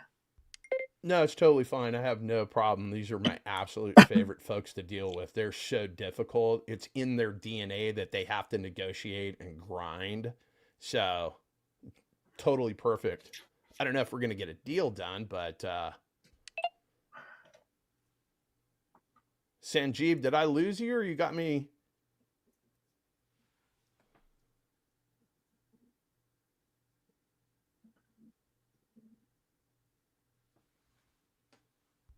Should I call Hello? him? Oh, there you are. Okay, I'm just making sure I didn't lose you. No. My kids were going somewhere, so they wanted something, so I was there. Yeah, go ahead, sir. No, I'm just trying to figure out how we would put this deal together. So, should I reach out to your real estate agent? Because you hired him for a reason. I'm an agent. Oh, you're an agent too. Okay. Yes. Okay. Well, that makes sense. Yeah. So you came up with this number of 4 million based on. Yes. But based on what? Based on because the thing is that the market is that like that in that area. There is another property listed for 5-acre land, approved for RD30. Like I said, that is more towards the residential side on the other street, and they are selling it for 3 million. There is another one which is less than this, like probably 3 acres, or maybe a little less. They are selling it for 8 million, which is crazy. So, but we are not we haven't listed for 8 million. The other guy is listed for 8 million. The smaller property, approved for RD30. Yeah, so what I'm hearing is you got one listed for 3 million, you got another one listed for 8 million. You guys are listed for 4 million, but none of those sold. We based the numbers on sold properties. No, none of them is sold. But if you go for you have the right to go for your appraisal, Well, yeah, but I'm trying to figure out what makes sense. But from where I'm sitting, none of that stuff is selling. It's on the market. Am I missing something? No, it's on the market, yes. Yeah. I don't know what I don't know. I've got to go do some due diligence and whatnot. But, let's just cut to the chase. Definitely due diligence, we are okay with that. Yeah, but let me ask you this. If I could come in and cover the closing cost and this was just a super clean transaction, I don't think I'm anywhere near 4 million, but if I could make this easy on you guys and I take the tenant and I take the zoning issues and everything that's my problem, honestly, what's the best you could do for me today? I think you are looking for the lowball thing, which we are not going to sell that. The tenants, you don't have to worry about the tenants. Tenants will be out. Uh-huh. And the thing is that I believe you Yeah, what I understand from your thing is that you are the same thing like which I get tons of calls, so we can buy it. You don't have to worry about this. And then they try to lowball. We are not looking for any lowball offers. Now, when you say lowball, like, what do you mean by that? No, because you tell me what your offer is, then I will tell you if we can go for that or not. Right. But I mean, I'm trying to figure out how this makes sense. So you're telling me if I came in at, say, right around 3 million after I talk to my team, that's not even something I should call you back with? 3 million, I don't know. I have to check with my partners. Yeah, and I got to check with my team. Like, I'm trying to figure out how we could come in. Like, we have cash, but I really don't want to tie up that much cash, so I'd probably have to go out and get a loan. I mean, like, what do you think the rates are for commercial property? I got to put half down, right? Because it's vacant. Well, it's not really vacant land, though, so it's kind of weird. The thing is that you can talk to the lenders, like, because if you are constructing something, they can do it they can do some bridge loan before they give you the construction loan. I don't know. You can probably talk to them. Okay. Talk to U.S. Bank. They are pretty good in this. I would agree with that. Have you talked to U.S. Bank? Like, what did they tell you guys? What the not number really. I did not talk to them. Okay. But I know U.S. Bank can do it. I mean, let me ask you this. If nothing changes in the next 6 months and you guys don't get any offers, are you okay just holding on to this thing? Oh, yeah. We are not losing anything, So we don't care, Yeah, because I mean, you're making a killing on this thing, and I mean that's totally up to you. It looks like you only paid $358,000 in 2017. That is for one lot, and then we purchased the other lot. Then we spent so much money on that lot. Oh, you don't know how much money we spent. But anyhow, like in the cleaning and all this, like we did a lot of things. Yeah. But you talk to your partners. Let me know if you guys are interested. Okay, so we've got LOI. We've got multiple APNs. Is that what I'm hearing? The 2 APNs. 2 APNs. Okay, so one that the residential's on, and one that the both are same. Okay. Yeah. All right. So if I sent you an LOI, like, how long would it take you to tell me yes or no? A couple of days. Okay. All right, let's do this. Let's plan on chit-chatting on Monday. I got to send this back to I got a box of nerds in the back. They've got the pocket protectors and the pens. Like, that's not my gig. Let me see what they're going to tell me, but like, do you think like you guys would even consider 3 million on this, or should I not even call you back if that's where our number is? That is what I don't know. I have to check with my partners also. Like, we have to see like what numbers looks good to us. Okay. So yeah, you can send me an LOI with all the details, and then I will discuss it with my partners. Okay, I think that sounds fair, my man. So let's do this. Let's circle back with one another. And I mean, I'm speaking for Caesar. Him and I are going to have a chit chat about it. He's out. I don't know. I think him and his kids are making some TikTok videos or something. They're dancing. Do you guys do that too? Do you do that with your family? Do you make TikTok videos and dance? No, not really. Yeah. It sounds like you would be a dancer to me. You're not a dancer, huh? No, I'm not a dancer. Gotcha. Well, all right, my man. Let me see what I can do. Let me pencil something up. I'll send it over to you. If it makes sense, yippee-ki-yay. And if it doesn't, we can remain friends, and maybe you and I can do some dancing on TikTok and get famous. Okay. Sure, no problem. All right, my man. You have a great day. Take care. You too. Thank you. Bye-bye. Bye. So he's not opposed to $3 million. He's got to talk to his imaginary friends and whatnot, you know. Could I have gone on and on and on with him? You went way way further than I want, because I already knew Yeah. I mean, we don't have a deal. It's not based in reality. And then hold on a minute. Hold on a minute. Well, I'm not sure I'm trying to fucking buy a $4 million piece of dirt and you want me to hold on a minute. Oh, okay. So what's the deal? Are we still going? Are we done? I'm going. You tell me. Okay. I'm going. All right. By the way, just to let you know, when you call these, if you scroll all the way to the right, it says the caller's name. So instead of saying you filled out a form, you can say you spoke with. Okay, I got call. All right. So right next to it. Yep. Chris Miller. Okay. All right. Let's rip it. Yeah.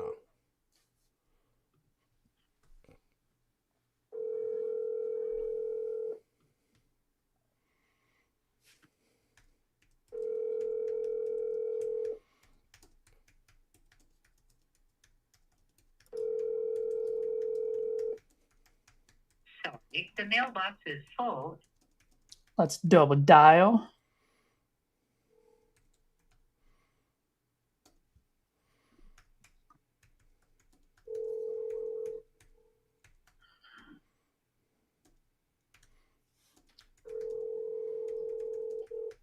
Sorry, the mailbox is full. Voicemail full. All right, for the next one.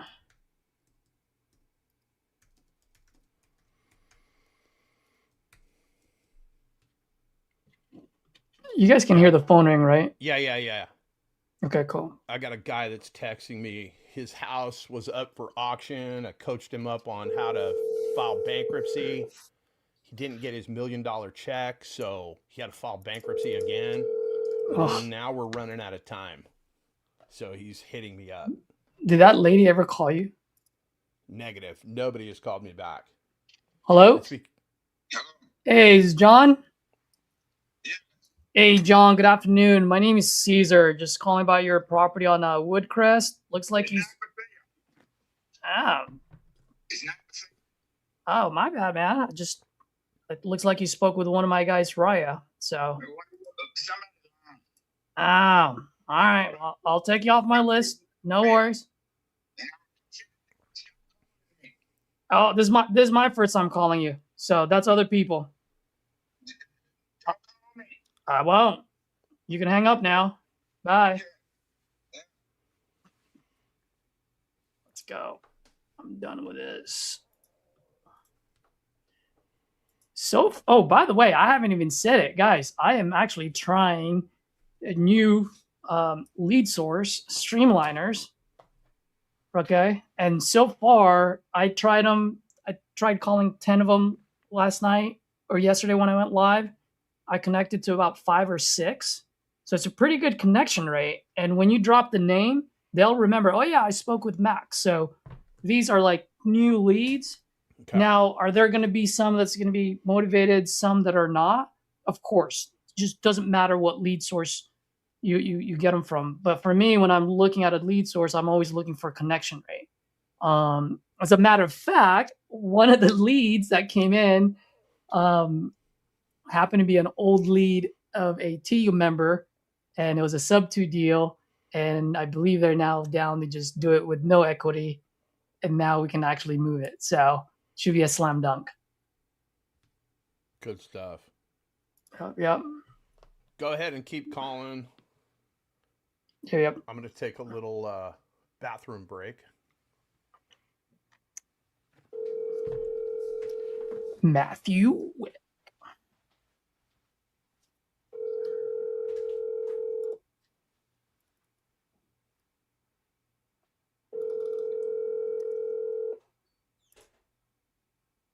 Streamliners, if you guys are watching, loving your lead so far, man.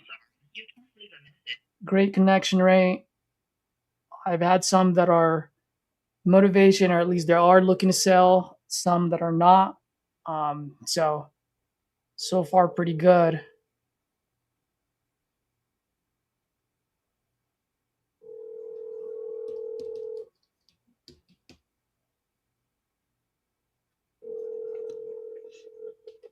I'm sorry. You can't leave a message because the person you called has a voicemail box that hasn't been set up yet. Okay, voicemail not set up. Turn that into yellow. I know. Guys, we're also a little bit slower today because we're doing this out of our cell phone. We're not loading it up in our CRM. We're just doing it manual. Jinx myself, I know. Your call has been forwarded to an automated voice messaging system.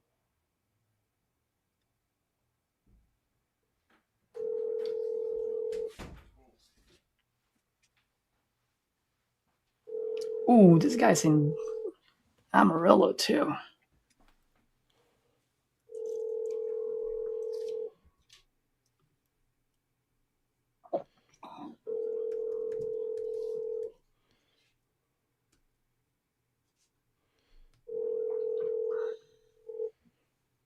Your call has been forwarded to an automated voice messaging system.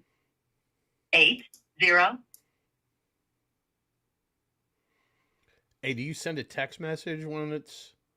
Is not available. I usually do, but At the tone, but please right record now your I'm message. not. When you finish recording, you may hang up or press I got 1 a buddy for that more just options. got flagged 12,500. Hey, Johnny Caesar here, calling about your property out in Amarillo. Looks like you spoke with my guy Raya. If you're still looking to sell, we're always looking to buy out in Amarillo. My partner, I call him the Admiral of Amarillo, JW. We're ready to rock and roll. Give me a call back when you get this. 415-40.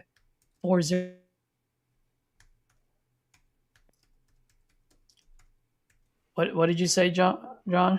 I don't know. It wasn't important.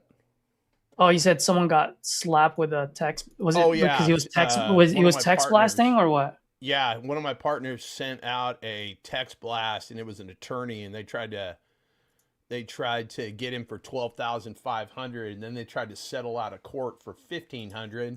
He went to the court yesterday, so we don't have a judgment yet. It has got nothing to do with me and everything to do with him. And it was a text blast, you saying? Uh-huh.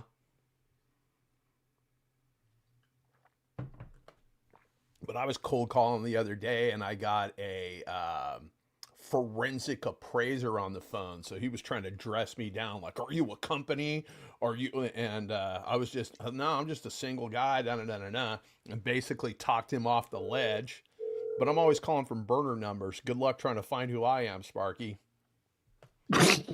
I've been around the game a minute. I know what you're trying to accomplish.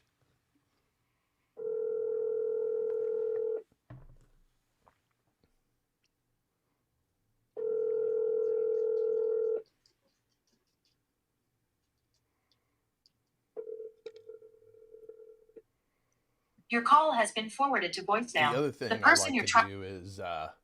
Hey, you're highlighting yours yellow, right? Oh, well, at least you're putting the notes anyways. That's fine. Yeah, I put in the notes. I haven't talked to any of them. Except for our boy Sanjeet. After this call, you go ahead and go do a stretch of 5 to 10.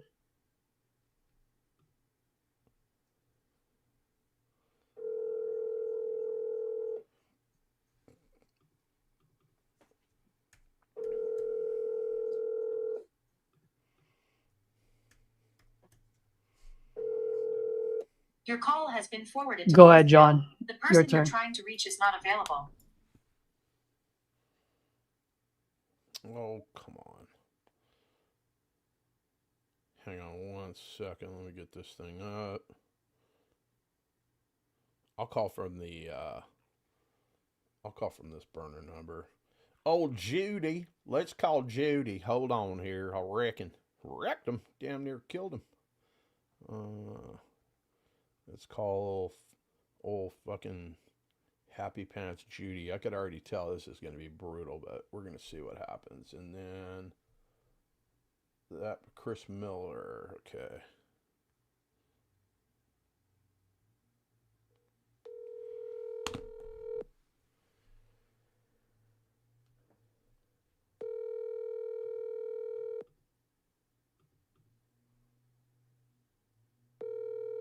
Hello? Hey, Judy, it's John. Can you hear me? No, I can't, John. Okay, fair enough. You were speaking with Chris on our team about selling this house on Woodland Drive. Did I catch you at a bad time? You'll need to call back. She's not here right now. Oh, all right. So when would that be? Like a couple hours, Monday? What do you want? Sunday afternoon, about 2 o'clock. Okay, fair enough. I will make that happen. I will give her a call. Thank you. Thank you. Mm-hmm. All right. So Judy wants Judy is not home.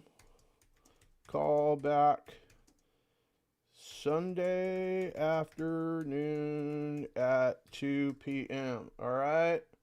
And we just keep the party rolling. So let me put a yellow mark on that one. We're going to call Nashville, Tennessee. Keep the party rolling. Let me see here. Oh, we got New York. I don't want to call New York. I want to call Texas. Hold on. We're going to call Ken Newberry. Hold on. She's short and she's skinny, but she's strong. Her sister come out sideways, didn't even flinch. Hold on. Which one you calling? I'm calling Galveston? I'm calling Ken Newberry. Okay, I went down the list a little bit. It's right here in Galveston, Texas, I reckon. Let's go. Hold on. I'm fixing to dial. Let's see who the. Oh, this Chris Miller done talked to this guy too. Hold on.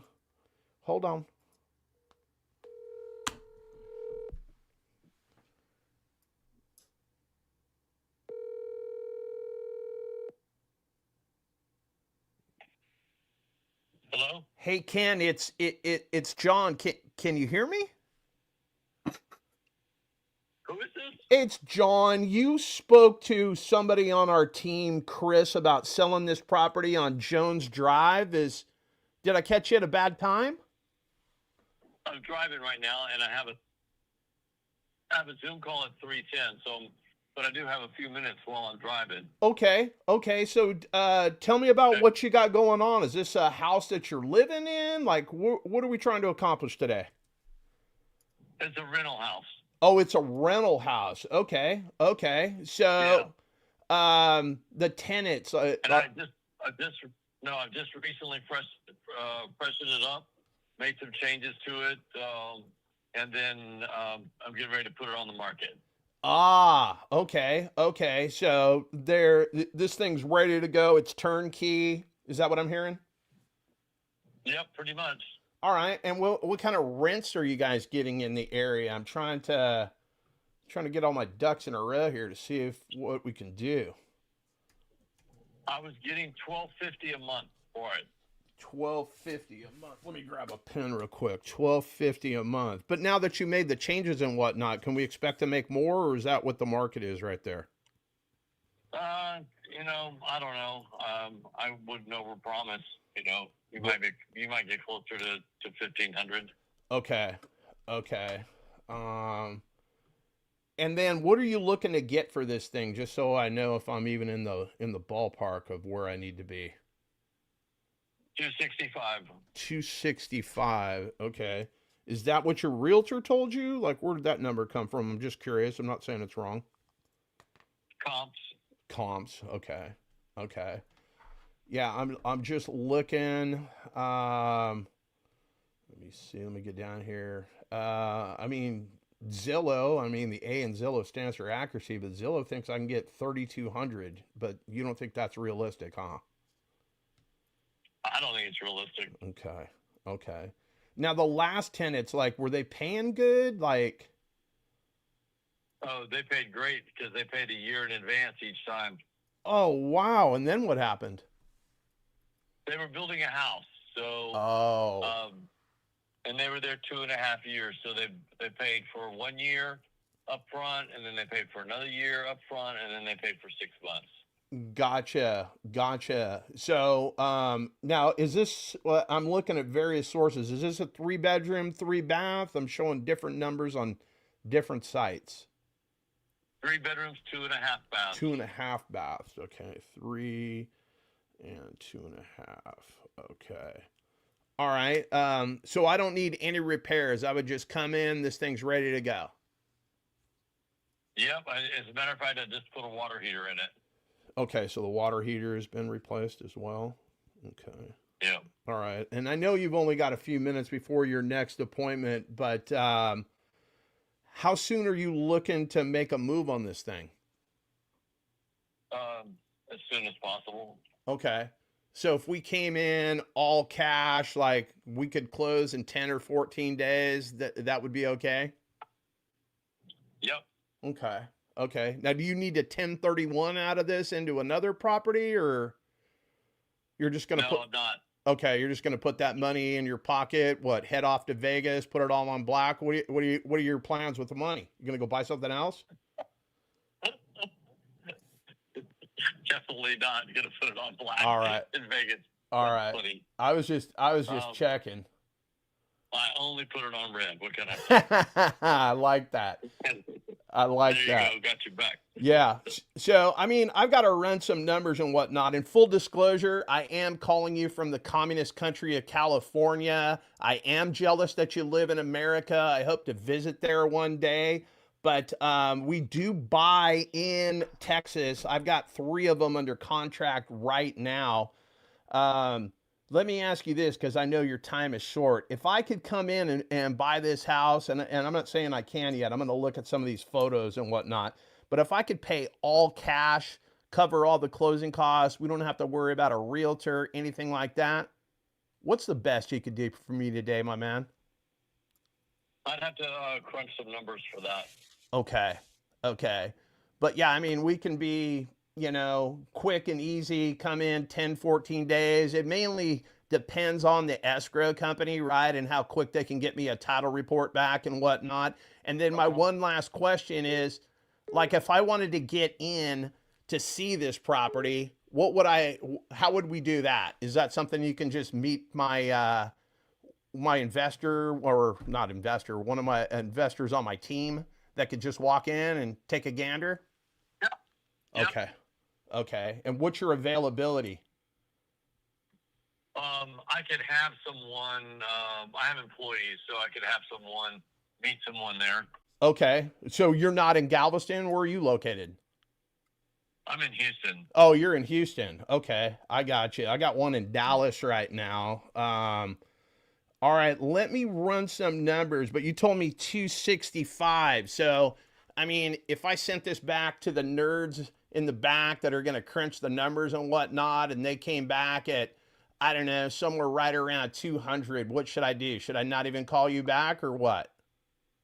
Yeah, don't call me back. Okay. I mean, I'm not saying that's where they're going to be. I'll go back there and slap those nerds around a little bit and see what we can do, but as close to 265 as I can get is where you need to be, huh?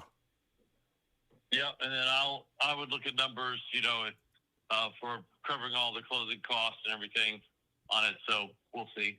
Okay. And then, like, you already got a realtor in-house that is going to give you a little discount on the rate, or are you going to be looking to pay that 8%? Basically, that's pretty much the national average, what it costs to sell a house. I mean, I don't have to tell you. I'm sure you've got quite a few of these properties, right? Yeah, I do. No, I've got a realtor that I'll take care of. Okay. But if we came in, it's just a cash offer between you and I. We don't have to pay any realtor fees, right? Yeah, right. Okay. And then you've got a title company already set up that you prefer? I don't care about the title company, really. Okay. If you have one in Texas that you like, that's fine. I don't like any of them, to be honest with you, but that's a whole, that's my own problem. I'll figure that out. So let me do this. Let me run some numbers, because I know you've got an appointment right now. And then can I call you on Monday, say 10 o'clock my time, 12 o'clock your time? Would that work? I'll be on a flight at that time. Where are you flying to? New York City. Oh, no. What's going on in New York City? That doesn't sound fun. Oh, it'll be a blast. Yeah? What are you going to do? I'm going to, I'm being hosted there. So, I mean, they'll take pretty good care of me while I'm there. Nice, nice. Is it a business trip? You guys going to play golf, bachelor party? What's going on? the first 3 days are business, and then the rest of the time I'm going to be there the week. The rest of the time is going to be personal time for me. Nice. You travel to New York a lot? I love New York, yeah. I've never been there. Why should I go there? I don't know. It's it's either you love it or you hate it. So I wouldn't necessarily go there if you don't like a big city. That it's I like the hustle and bustle of the city. I like the theater. I like the food there. It's a pretty good place to be. So you've done all the. And I like leaving as well. No, I get it. So you've already done the Statue of Liberty and all of that kind of stuff, huh? Oh yeah, I lived there 2 years. Oh, hey, I got to get on my Zoom call. Yeah, absolutely, my man. Monday, 10. Or well, you tell me what time Monday could I call you? It would have to be late in the afternoon. Okay, I will make that happen. Late in the afternoon for your time for sure. Okay, not a problem, my man. I'll shoot you a text before I call. All right, sounds Thanks great. for taking my call. What's your name again? I'm sorry. My name's John. Jon. Okay. My parents were poor; they couldn't afford the H. Hey, John, is this the number that I should expect to see you calling from? Yes, sir. Okay. This is it. Okay, my man. Good luck with that, and I'll talk to you on Monday. Thanks for taking my call. Thank you. Okay. Take care. Bye-bye. I don't know what I could have done with that guy. Let me mark that yellow. This guy, because you're going to call this guy back, right? I mean, at first, I thought he was dead on the money, but because there were a few. I'm not interested in what he wants. I'm interested in what I can fucking buy it for. No, I know, but I'm just saying. I thought he was on the right price bucket there for a second, and then I looked because there were some that were selling for $325. I think 300, but I mean, how do we make any money? I go in, I maybe I put a tenant in it. Maybe I could go with creative finance. That's the one downside about Texas is it's a non-disclosure state. And that's one of the downsides of it. It's a great market. Don't get me wrong, but I can't easily pull comps. Yeah. So comps is low 300s there. But that's ARV though, not current market value. Right. And allegedly, I can't even make any repairs to it to get any value at $1,500 a month. That's what he thinks the ceiling is, right? So let's go to freaking bank rate, 265. I think you need that a low 200, 190. And wholesale he told me if I call back at 200, don't even call him back. So, I mean, looking at this right now, if I paid 265, I put $53,000 down. I'm doing nothing at 6.2%, and that's going to be a low rate, right? Because that's, if I move into the thing, my rate's going to probably be closer to 7. But just at this 6.292, the mortgage payment on this thing is $1,551. So those are the kind of things that I use. Hey, it looks like the mortgage is going to be around $1,551. How do I do that? Yep. And I let them tell me how to do it. So, let me ask you this. If I could give you your number, and I'm not saying I could, but if I could give you your number, is this something that, I don't know, you would finance for me? If I gave you a down payment and made payments to you every single month, is that something you would entertain? And I try to do a lot of verbal pausing. When you guys hear me calling and whatnot, hey, Ken, it's John. Can you hear me? First off, I don't sound like a salesman because who's calling hey, Ken, this is John. How's it going today, my man? I don't do that. I sound confused. Can you hear me? So then it tells me, hey, this is Ken or whoever it is that I'm calling, right? So, and a lot of times the lead source that I'm calling, these people aren't picking up, but when they do, hey there, not even sure I've got the right phone number. I promise I'll be brief. Hey, real quick, I saw a property at 123 Main Street, and I don't know. It looks like the bank is giving you guys some grief. Is that something you guys need help with? But I always act, act confused and not too sure of myself. So they'll start talking and whatnot, if that makes sense.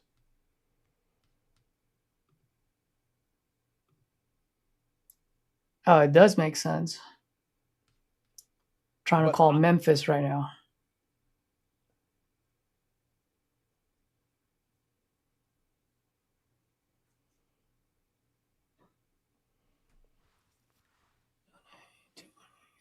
Yeah, go ahead and make one more. I got to call this one. It's a $1.9 million house here in Clovis. I don't want to air that guy's laundry out on the deal because he follows me on TikTok and whatnot. Oh yeah, no, don't do that. I'll make another quick call. Let me just text this. For some reason, I couldn't connect.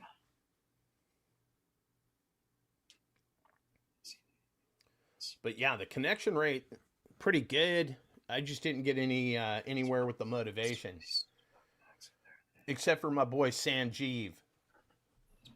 We're gonna make TikTok videos together, me and my boy Sanjeev, aka Sanjeezy. Yeah.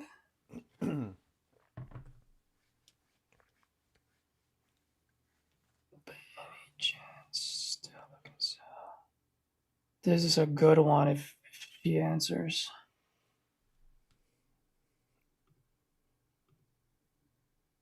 What makes it a good one? This one. It's a good market in Memphis. And I see the property doesn't look like it looks distressed or at least outdated. 615. We're definitely going to have to do this again. Unless you're scared. Don't be scared. You ever known me to be scared? No.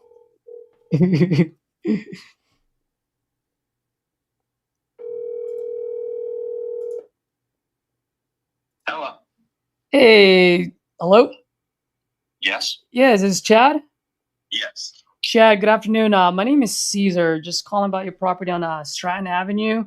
Looks like you spoke with Lucas about a day or two ago. Are you by any chance still looking to sell that property? Yeah, it's worth it. Oh, okay, great, man. I'm glad I called. How much are you looking to get for it? 750. 750. Did I hear you right? Yep. All right. Let me pull this up while I'm doing it. Can you tell me a little bit what you got going on? It was occupied by renters for over probably about 10 years, and they left. And I'm open to selling it now. Oh, how long ago did they leave? A couple of weeks ago. Oh, so just very recent. Yeah. Nice. Did they leave it in a good spot, bad spot? What's that now? Did they leave it in a good condition, bad condition? What's the situation there? Well, it's it's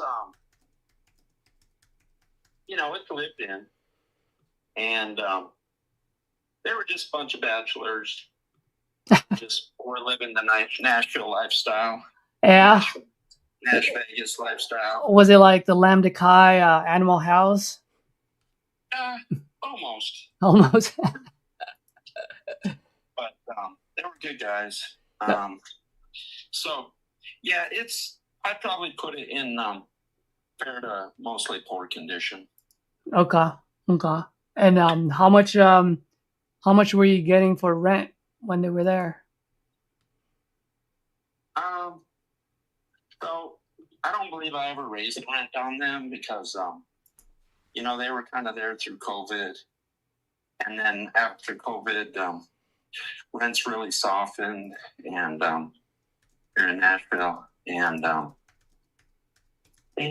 can't remember. I kind of want to think it was $2,500 or so. $2,500 total for the whole house? Yeah. Okay. Man, that sounds like pretty good mailbox money. What got you looking to sell this versus maybe fixing it up a little bit and getting a new set of fraternity guys in there? I'm looking at some other opportunities for, yeah, I mean, it's kind of ripe right now for a major renovation, blow out the back, add a dadu. You know, you'd be out there probably about 2.5 if you did all that. And I'm just not sure if it's the right project for me right now. And if someone else wants to do it, I'm making it available. Okay. So you're saying if I fix this up, get it done 2026, HGTV, you're saying I can sell it for about 2.5? Yeah, you'd have to add square footage and a dadu, if you know what that is. No, I do not. What was that? Well, we call them dadus here. They're detached accessory dwelling units. Oh, yeah. It's you put a 2-car garage back there. There's one on either side of that house, and basically like an in-law apartment above it. Yeah. We call them ADU here in the communist country of California. Yeah, I got it. Yeah, if you went all out, you'd be 2.5 or better on it. Okay, let me ask you. So let's say I do that, sell it for 2.5. How much do you think I need to sink in there in order for me to sell it for 2.5? Probably 3 to 4. Okay, so it's in that condition. Let's just say 4. Because you're going to be adding a lot of square footage. You'll probably double the square footage. I see. Okay. Now, when you were renting this out, were you renting it out to you said a bunch of college guys, right? I kind of think they were maybe just a little bit beyond college. You know, first career jobs, restaurant jobs. Okay. Yeah, bartenders, what have you. Now, what if I just fix the sub so that way I can get it rented out again? How much do you think I can get a rental out of this? You know, I haven't looked at the rents in a while over there. That's it's an area that is kind of coined 5 points. Mm-hmm. And there's a lot of pubs and shops, and it's very walkable, very close to the bus. It's got a lot of things going for it. Really strong comps in the neighborhood. I guess, yeah. I don't know if you did it real nice.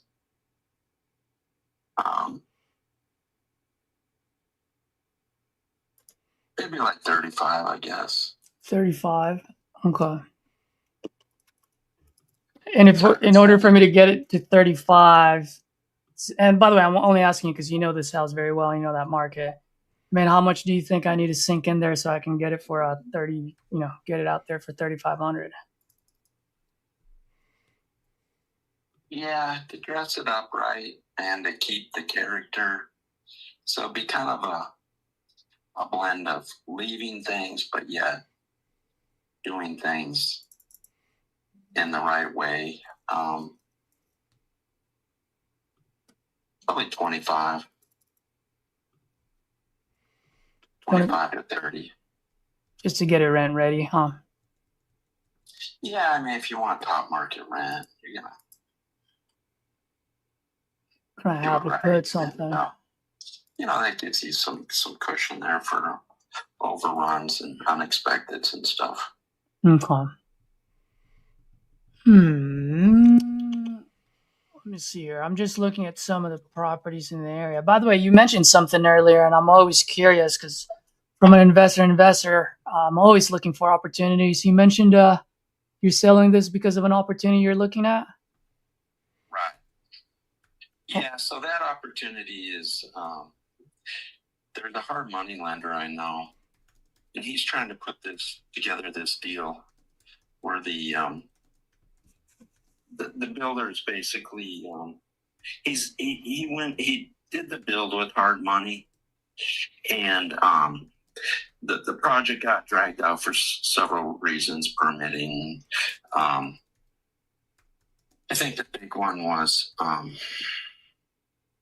they call grading stormwater. I think set them back a number of months. And basically, the community, I think, was about a 10 build, but they got this 2 build portion of it, and it's about 75% done. And he's trying to put together the deal where my builder and I could go in and finish it out. And he would, not that I need him to, but since he brought me the deal, I'd probably let him fund, because he told me he'd fund the whole thing. So I haven't used hard money before, but if he brings me the deal, if there's enough meat on the bone, I'll let him fund the whole deal for us. And I think we can get to the finish line pretty quick. And if it doesn't sell relatively quick, I know we can flip out of it into some just community bank loan money and get him out of the game. So the interest doesn't eat us a lot. But so yeah, I'm looking at that deal that might. He's been working on it. So there's that one. There's another buddy of mine. He's working with some owners on a 6 build. I'm not overly excited about that project, but it sounds like they might be willing to carry the note on the purchase price and interest free for up to 2 years. And so all we'd have to fund is the build. So kind of looking at that. And I also chase distressed properties. And I've had a nice little run of late. And I'd like to kind of pad the account again with Nice. to work with some working capital to go after those. They've overbought short-term rentals here, and there's a good number of them that are in not a good location for short-term rental, and they're losing them. And I've been able to pick up a couple this year. Oh, nice. At foreclosure sale, and heavy equity deals, but yet. Okay. I at that point have to deal with the situation. Okay. Or to get, and basically what I'm doing is I'm either going to take it to market or rent them long term or midterm.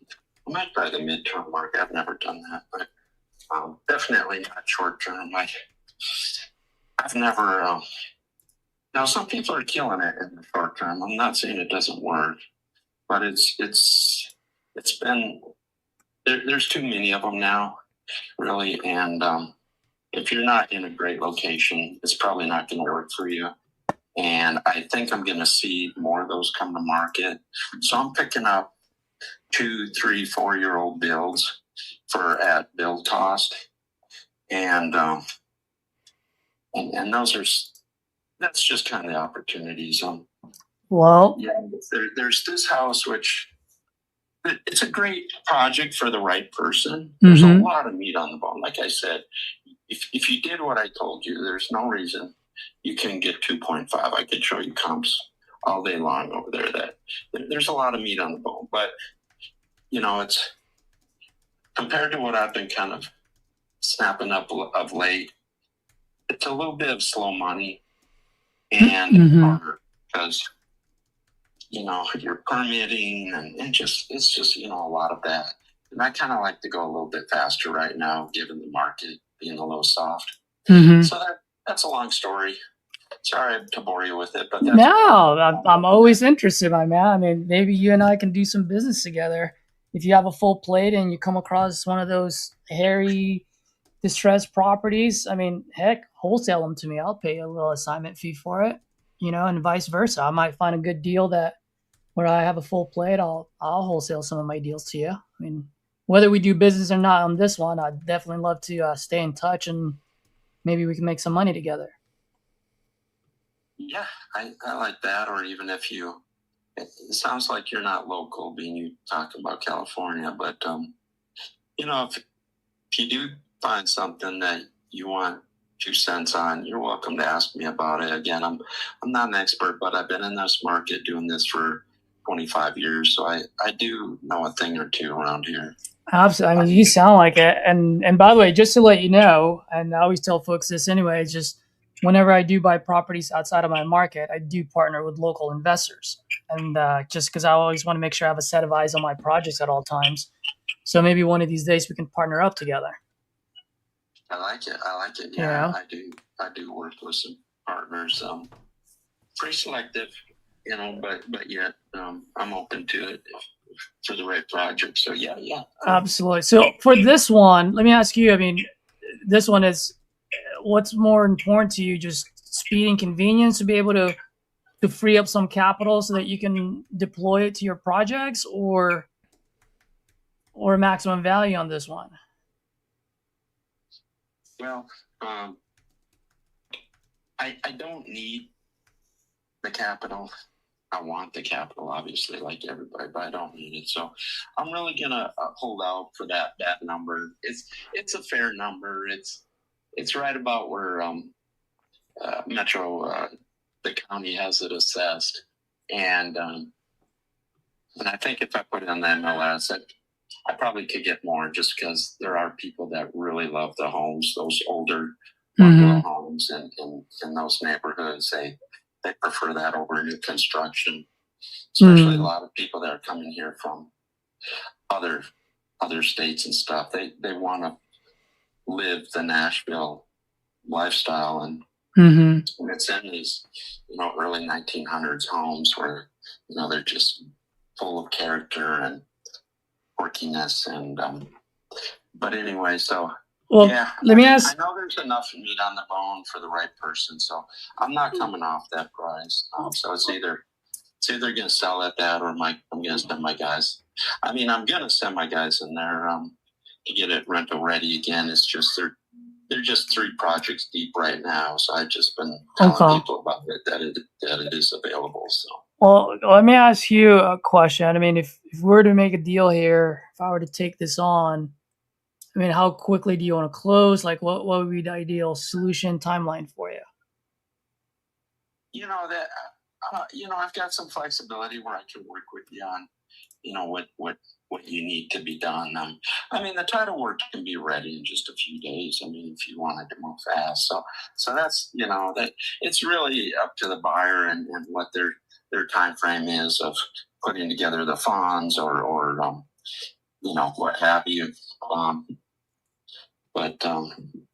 Okay. Well, I mean, let me ask you this. And I told you already, I do partner with local investors when I do this. I mean, if I can partner up with one of my guys that I do a lot of business with and take care of this, let's say in the next, 30 days or sooner, and I pay all the closing costs, no realtor. I mean, it, you're an investor yourself. If I can do all of that, I mean, do we have any wiggle room at least just for the convenience that I'm offering? If you want to shave off the 3% commission or whatever, that'd be fine, because I guess I've put it out there where I kind of expect some people to maybe have an agent already, so I'd probably end up paying an agent anyway. So, I could come off 3%, but that's really going to be it. That's, again, there's a lot of meat on the bone for this deal. It'd be pretty right for the right person. Now, I just want to make sure it's not a full gut or anything like that, right? Oh, for the $2.5 million? No. Right now, the house, it's not a full gut right now, is it? No, I mean, I don't know what you would consider to be a full gut. I mean, if you're going down to the studs at that point, you might as well just add the square footage and go all the way. Go all the way. Yeah. But if you're just trying to get it back to top market rent, you're not really doing anything with the walls because they're plaster and stuff. You're fixing some old cracks or whatever. But the money's going to go into bathrooms and kitchen and maybe you open it up a little bit. But you're going to want to try to preserve as much character as you can of the house. So you're not doing no full gut, because if you rip all the character out of the house, then it changes it. Yeah, that's your money. That's your money maker. Yep. People want to see the original fireplace. They want to see. They like the quirkiness. Where the phone, where the insert for the phone in the wall, where it used to be, and those sort of things. You're leaving those sort of things, So you're definitely not doing a full gut. So okay. So you're just dressing up the high traffic living spaces where the show off areas, Okay. Give me 1 second. Let me just look at one last thing, and then I'll make my decision right now. The other nice thing about it is it's on an alley. Which is kind of a big plus in Nashville, because a lot of times in that neighborhood, you don't have off-street parking in the front or the rear. And this one, you would have off-street parking both in the front and the rear, which is, it's not that common. So that's a big plus too. Okay. All right, just bear with me. Well, let me ask you a question. I mean, if you say shave off the 3%, so that brings the price down to what, $720? Right? Yeah, about $720, $725, something like that. I mean, if I get that to you in the next 30 days, does it matter to you where it comes from? As long as it gets to you? No, I don't care about that. The only thing is, if you're going to trade a bunch of investors through there, which I don't care, it's just I still need you to close whether you find an end buyer or not. So, the earnest money, it's going to have to go hard right from the get-go, especially with the discount. So, and it's not going to be little earnest money. I'm gonna need to, cover my downtime of not having it rented, and the opportunity, the loss of opportunity cost of closing and getting those funds. So, it's going to be, it's going to have to be at least 20 hard on the offer, Ernest, because, again, you can trade all your cash buyers through there. I don't care, but I need to know we're going to the closing table. Yeah, no, I understand that, and I don't mind going 20K hard. That said, as you know, I am out of state, so I mean, I'll go 20K hard on it, but I got to get my eyes in there, right? I'm not going to just put in 20,000 without looking at it. So I'd be happy to. So I won't do that. If you got one investor that you really trust, yeah, I'm not gonna let you trade it before we go under contract. But well, no, I wouldn't do any work unless we do have a contract. It's just, I mean, I don't work for free, and if you and I do business at some point, I'm pretty sure you'd appreciate that. But if you want to get one guy in there, give you the lowdown. Yeah, I'd be fine with that. Well, if you don't mind, let me explain to you how my process works and how I do things. And if it's something you want to give it a shot, I'm more than happy to. If not, I completely understand. No pressure on my end, no harm, no foul. Okay. So based on what you're saying, looking at the comps in the area, I think you're pretty dead on that. I think it does work around that low 720, 725. Not trying to make a killing out of this. And usually when I do move to find an end buyer on this one, I will move quick. Usually I do find one within 14 days. I don't like tying people up because I don't want to get tied up if I was sitting on the other side of the table. I mean, heck, I don't even mind doing 7 days. But I am thinking about 1, maybe 2 people that I know in that area that can make that kind of money move quick, especially if the numbers are making sense. So if you want to give me a try, I'd love to just maybe do a quick, give me like 10 days on this. So I'll put it on my agreement. It'll just be 10 days, 720, and either I find you a buyer in 10 days or we rip the contract in half. I don't ever ask for extensions. The only time I ever ask for an extension is if the end buyer is there, the money's on the table, and we have earnest money deposit. You know, just like you, I don't like wasting time either. So when I work with my partners, they will deposit that EMD.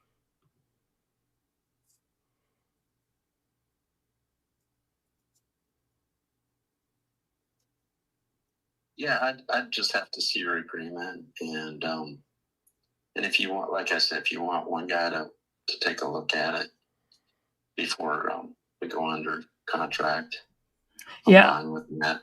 But, the only thing is, and by the way, I'll send you my agreement. I'll put all, everything on there so you can go ahead and take a look at it. It's just none of my guys, especially me. I mean, if you send me a deal in California, I mean, I don't get in the car unless I know you have an agreement. Just because if you don't have an agreement, then it ends up being a waste of time. And that's why to combat that, that's why I'm saying, hey, let's just do a quick 7-day, 10 days on it. All I ask for is at least 1 weekend, because I don't control my my partner's calendars, right? It's their own calendar, and I just want to make sure I just have enough time. I'm not asking for too much. I think a quick 7-10 day turnaround would be pretty quick. I mean, if we're under contract with hard earnest money, that's fine. But again, I'd have to schedule it. I'm not just gonna have a bunch of people coming through there. I don't have time for it, or need a bunch of people. No, I wouldn't want you to. Like I said, I'm thinking of 1, maybe 2. I don't know about the third one. That's why I'm saying 1 to 2 people is all I can think of right now. I mean, if they want to reach out to me and meet me up over there, have a look at it, I'm fine with that. Even before we go under contract. Yeah, and by the way, I apologize if I'm not communicating correctly here, but Chad, let me ask you this, man. If I were to, at some point in the future, if I were to send you a really good deal, I'm pretty sure you'd want to at least know that I am under contract with someone before you start spending time, gas, and resource on to look into a property. Yeah, that's what kind of what I do full time. I chase deals. So the last wholesaler deal I went to was Wednesday afternoon, I believe, and they probably had 50 guys out there, and that's great. They're doing some real volume. I'm happy for those guys. I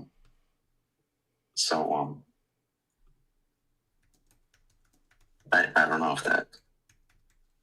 Yeah, maybe I'm not understanding you correctly, but yeah, I'm not just going to give you free reign for 7 to 10 days without us, us being under contract and earning money, because at that point you'd have an equitable interest in the property. You could even list it if you wanted. Well, I wouldn't list it for 7 days, right? I mean, if I were putting a 60-day contract there, then you can say that. But I'm going to put a 7-day quick turnaround on there. I'm not going to list it on the market. I'm not one of these guys. Been in the market for quite some time now. I even have a YouTube channel. I've helped other investors across the country. I'm not one of these guys that just graduated from YouTube University, Yeah, I mean, send over the contract. I'll look at it. Yeah, let's take a look at it. Maybe it'll work, maybe it won't.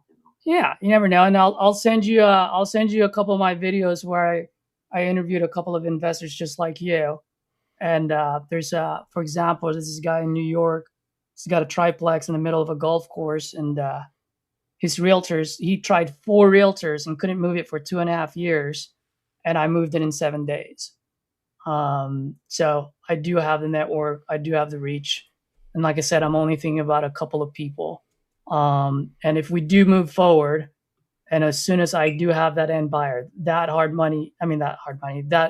earnest money will go hard, because I don't want to waste my time, and I definitely don't want to waste yours, right? So rest assured, you will have earnest money deposited, because I got to protect my time as much as I got to protect yours. Yeah, send it over. I'll take a look at it. Okay, I'll go ahead and do that. What's your email address? So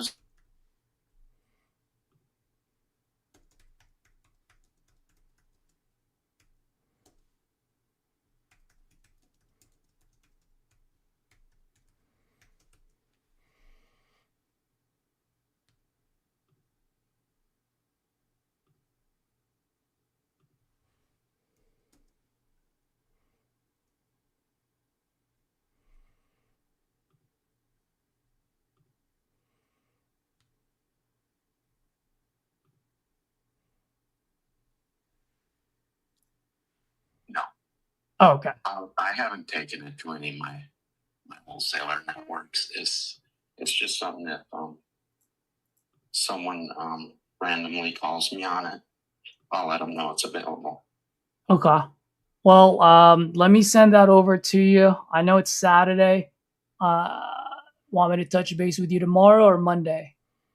Yeah, probably Monday. My night's booked with the family, so I'm gonna try not to do any business today anymore. So Gotcha. No problem. What's a good time for me to call you on Monday? Yeah, anytime between 8 and 8 is fine. All right, my man. All right, Chad. Well, thank you, sir, and you have a wonderful weekend. And I'll text you, or I'll email you and text you the agreement, and then I'll also so you can take a look at it, and then I'll text you a like one of those YouTube videos that I did, so you can at least put a face to the name and you know who you're dealing with. All right, great. Thanks for calling. All right, bye. Yep. That's a good one. That is a good one right there. I would have leaned on, why don't we date? I mean, like, could we date for 48 hours? Could I just like get somebody out there to take some photos? And if everything you say is true, I got zero problem dropping 20 grand in the escrow, blah, blah, blah. It's a good one. It is. And I he's don't know, right there. like, I'm he's not right looking there on at the money. Yeah, I'm not looking at the numbers and whatnot. I mean, we both got experience in this game. And I mean, if you've got somebody, that, I mean, obviously this guy's been fucked around a little bit, not so much, but he knows the game, right? He doesn't want you. Game, yeah. Yeah. He doesn't want you. Oh, I know you're one of those guys, blah, blah, blah. And then the problem is you're in the communist country of California out here with Governor Hairgel, right? So he's a little skeptical. Well, the good news is I've got 2 investors in that neighborhood. Yeah, you sound trustworthy. Who bought 815, and then there is a comp there for 2.4 million that just sold 2 months ago. Oh, there you go. Yeah, that's the buyer that I was thinking of. You've worked with this guy? No, I'm seeing it on PropStream right now. Oh, I see. Okay.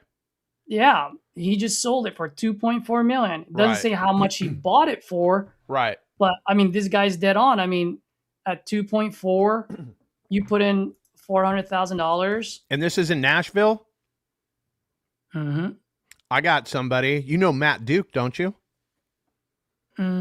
Sounds familiar. He's in the Titanium like he's not in the university, but he's in RJ's group. So the other day he was commenting, and he came around, right around the time you did. He does nothing but deals in Nashville. So I'm positive that's a guy I can connect you with. I got his cell phone number right in my phone. So if you think this is something that's going to move forward, that is a guy that he's got buyers in his pocket for real. Like he's not going to, he's no nonsense. He's a good friend of mine. No, it's good. I looked at everything. Matt Duke. Let me see, where did it go? Duke. Let me see. Edit.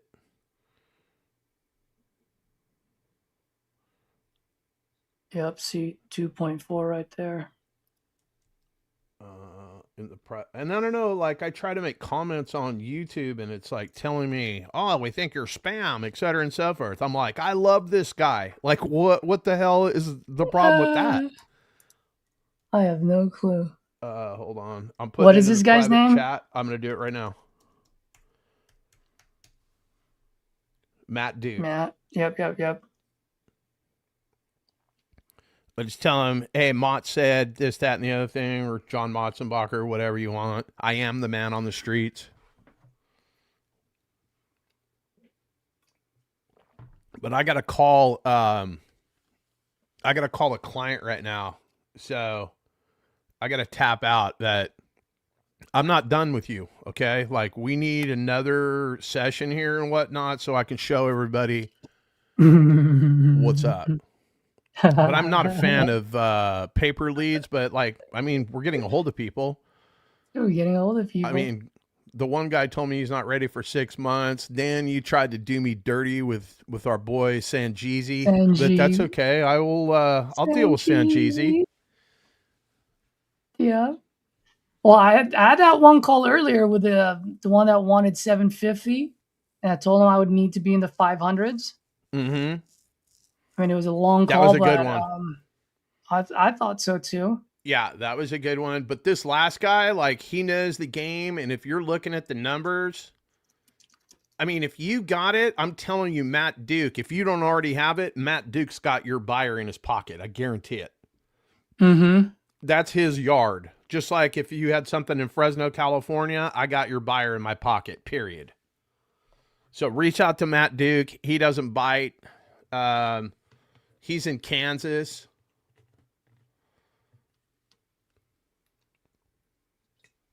Yep. I will. But anyway, I don't know if you're going to continue to call. Yeah, I got to be off like a senior prom dress. So, dude, if you got to hop off. I'll probably stay on for another 5 to 15 minutes. Okay. Everybody, thanks for coming out. Sanjeezy. Oh, you got Christopher Gomez over here saying, what's up, Caesar? Like, apparently he's a fan of you and not of me. I think I'm pretty awesome, but, you know, that's just me. But anyway, appreciate everybody tuning in today. Thank you for having me, Caesar. I will be back. I don't know. I can even call some of these people on Monday, especially the Kung Fu guy that was at the rodeo. I want to talk to that guy. That dude was awesome. Dude, that guy was awesome for sure. You got to give him a call. But yeah, so I'll circle back with you on Monday. Maybe we'll do some follow-up calls. I can record those and see if we can get a deal done. Absolutely. John, it's always a pleasure. Always have fun calling with you. Absolutely. And don't forget, I've got that deal in Virginia. We went and walked the property the other day. Miss Jessie Copeland, she's ready to do something. We're at 120. She was at 175. I got her down to 135. Which one is this one? This one is in Virginia. So remember the dead leads that you sent me? Yeah.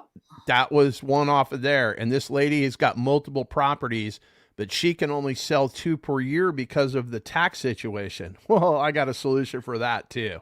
We can go and I can buy them all. They'll all be my problem. And I can make you a monthly payment every single month. And the good news is you're only going to pay taxes on the money that you get.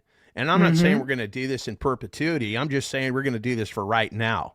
So if it only, you can only sell 2 a year, well, I'll close. I'll buy you out of 2 a year, but I want them all.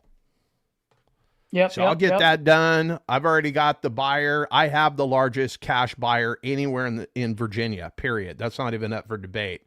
And they buy over 200 houses just in that neck of the woods. So, we'll be pimps, and pimp stands for paper in my pocket. So I'll put some paper in your pocket. I'll put some paper in my pocket. Yep, absolutely. But yeah, there. Okay, Christopher said, "What's up, John?" Okay, it's about time. Chris is pretty. Dude, Chris has grit. He's still kind of new. He's in TU, and he actually just got his first deal closed and funded. Yes. Let's go, Chris. My man. All right. Well, Chris, get after it.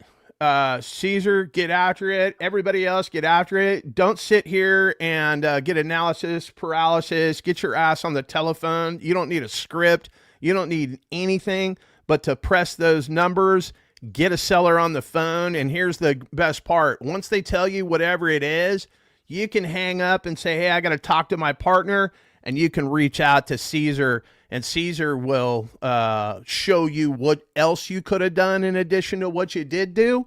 Put something on paper, everybody eats, and that's the name of the game, right? That is the name of the game, and I'm so glad you actually brought that up, John, because I still remember when I was a month old and you guys would go live, and I would like literally just go on Facebook, and then I would literally just go in like every 15 minutes. I would just go like 15, 20-minute bursts because all I needed was just like one line from you or one call from the other guy who's, I'm not going to mention his name. That's right. And it's like, okay, cool. Now I'm going to go bang the phones for 20 calls. I'd literally just recite what you guys said or the question you asked. And then I would hop back on. Like, I don't know if you remember, like I'd hop back on like 2 hours later, be like, hey guys, you know, and then the same guys were still on there the whole time and still haven't made a phone call yet. Yeah. And that's part of the problem and whatnot. But guys, get out there, get on the phone, take imperfect action. It doesn't matter if you get stuck. You just say, hey, let me reach out to my partner because he's the one that's going to be walking whatever the story is. It doesn't matter. And then, you know, hey, I just got off the phone with Chris. He said you got a property here that you're trying to do. He had another appointment. He wanted me to give you a call. Whatever it is, like we'll just come in. We'll make up some story as to why Chris had to leave or, you know, whoever, and we'll get this guy where he needs to be and put him on paper. Yep. Exactly. All right. Well, I appreciate it, everybody. As always, good night now. Let's go. All right, bro. All right. Later. Let me call. There's a guy that I wanted to call back from yesterday. So let me see if I can. Oh, yes. Let me call this guy.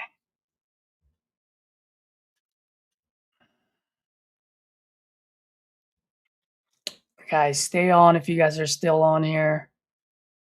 Folks that are watching, how's John? I don't know if you guys have ever heard him before. He's a hoot. I absolutely love working with that guy. Tell me what you guys' thoughts are.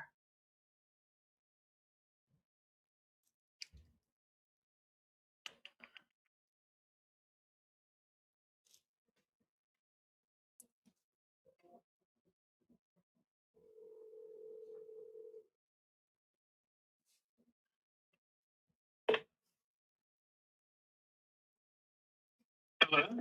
Hey, it's Dennis? Hi, Dennis, how are you? I'm doing okay. Just sitting here watching this, well, as I have for the last, who knows how many years, March Madness. March Madness. Oh, my. Yeah. I absolutely love March Madness. But I am busy calling people today to see if I can solve their problems and be a solution to them. You got a few minutes? I do. Hope you can get a solution for me. Yeah. If you don't mind, and I was kind of looking for my notes, and I don't know if I took a note on this, but right now, what is your payoff amount again?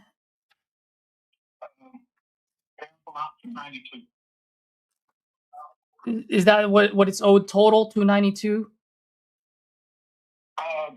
You know, we could do something less. I'm open to that. You know, 286, 292, something anywhere in there. I think that takes care of my obligation.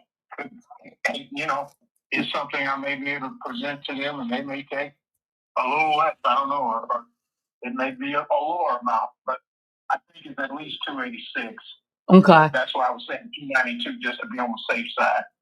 Yeah, and I just want to make sure that I heard you correctly yesterday. I mean, at this point, you and your ex, you just want to just walk away from this, right? Like, there's no equity on here. Okay. I just want to make sure because I spoke with one of the, because I am part of a pretty big community, and did you ever have this like under contract before by any chance with someone else? What was that? I was just asking, did you ever have this? Were you ever under a contract with someone else before? No. You weren't. Okay. All right. So maybe it was someone a different property that my partner was looking at. But someone is interested. That would like to take on, like I said, would like to buy this subject to the existing loan, and they would get it caught up to date, pay the arrears, and then continue to make the payments. So what I will do is I'll put together the agreement that says all the terms on it. In order for me to do that, though, I do need a copy of the most recent mortgage statement that shows the payoff amount, the arrears, the interest rate. Please, please, please block out all of your personal information. I don't need to know anything, about you and your tax, any private information there. I just need to see the numbers of exactly what's owed and so forth. Okay. Once I have that, if you can also send me some pictures of the property. Typically I ask for just 2 angles per room zoomed out, plus all sides of the exterior, and the roof. Please don't get on a ladder. I don't need you to get into an accident. Just want you to step a few feet back and then just snap your camera in front of, towards the roof. If you can do that for me, I should be able to get those agreements out either today or by Monday at the latest. And then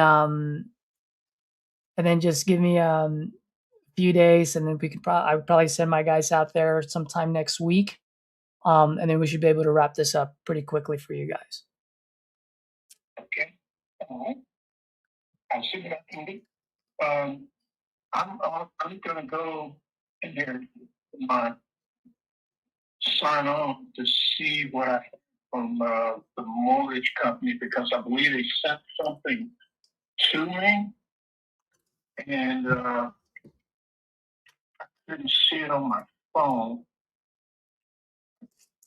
So let me see what I can get here, see if they did send something along those lines, so I can get that to you today, hopefully. Okay.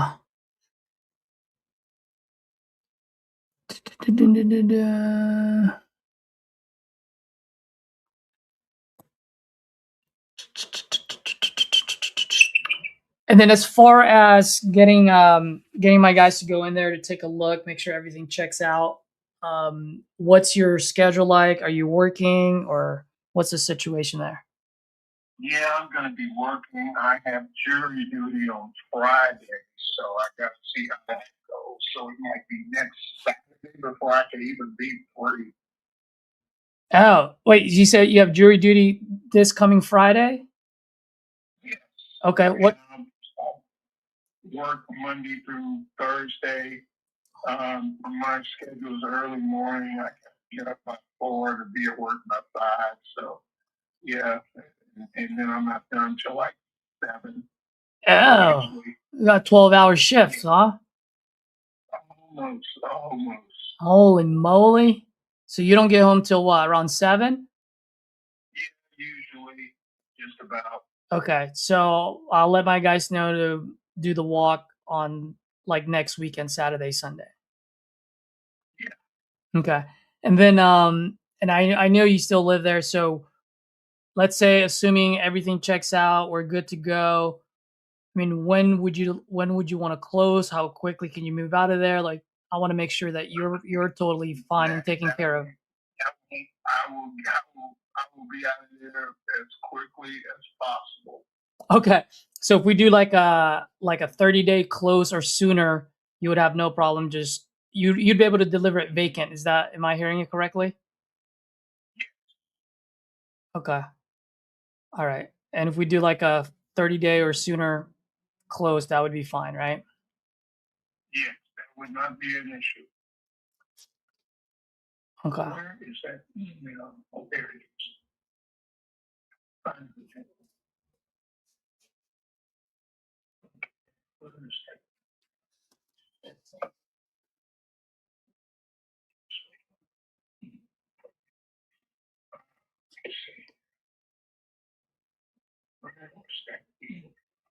Sorry, talking a lot.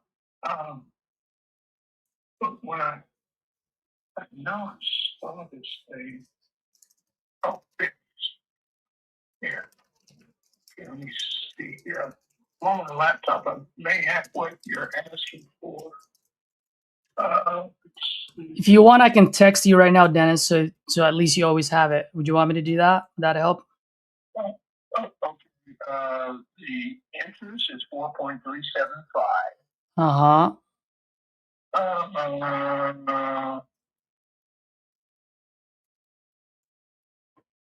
Okay.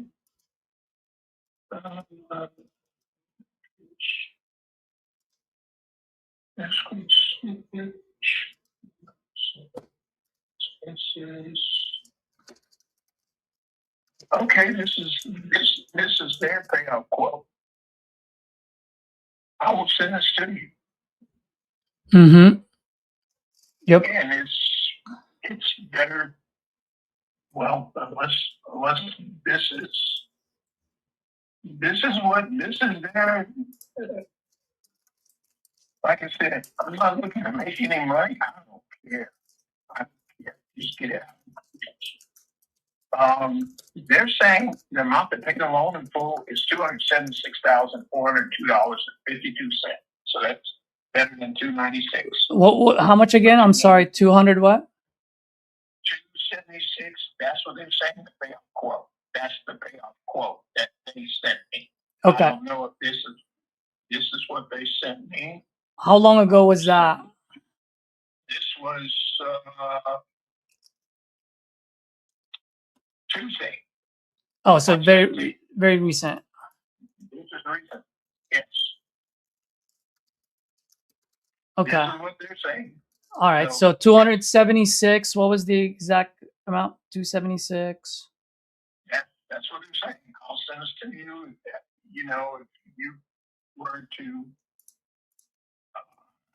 I don't know if I have to call them back and ask them if this is correct. Because no, that's fine. I mean, if it's Tuesday, that's totally fine. I mean, if it changes, it'll change just a little bit, Oops, I made a typo on my email address. Let me.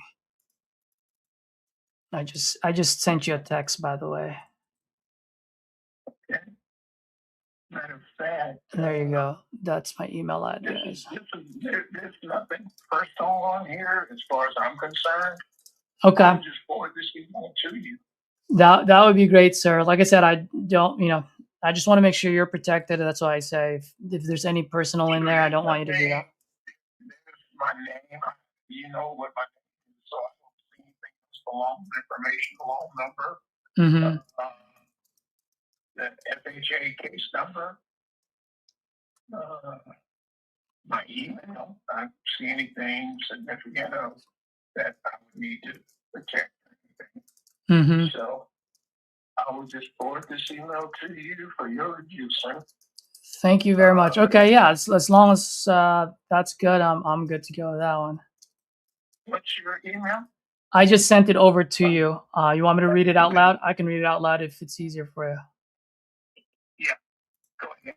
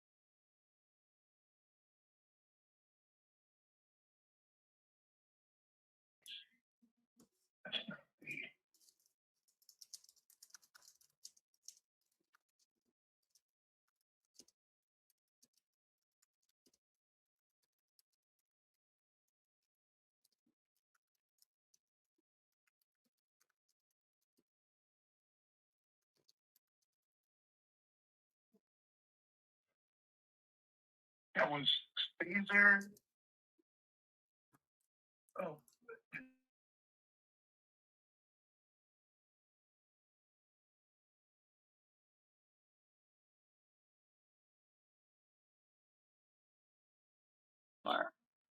A lot of folks transpose those two letters in the beginning. Let's see here. C-A-E-S-A-R.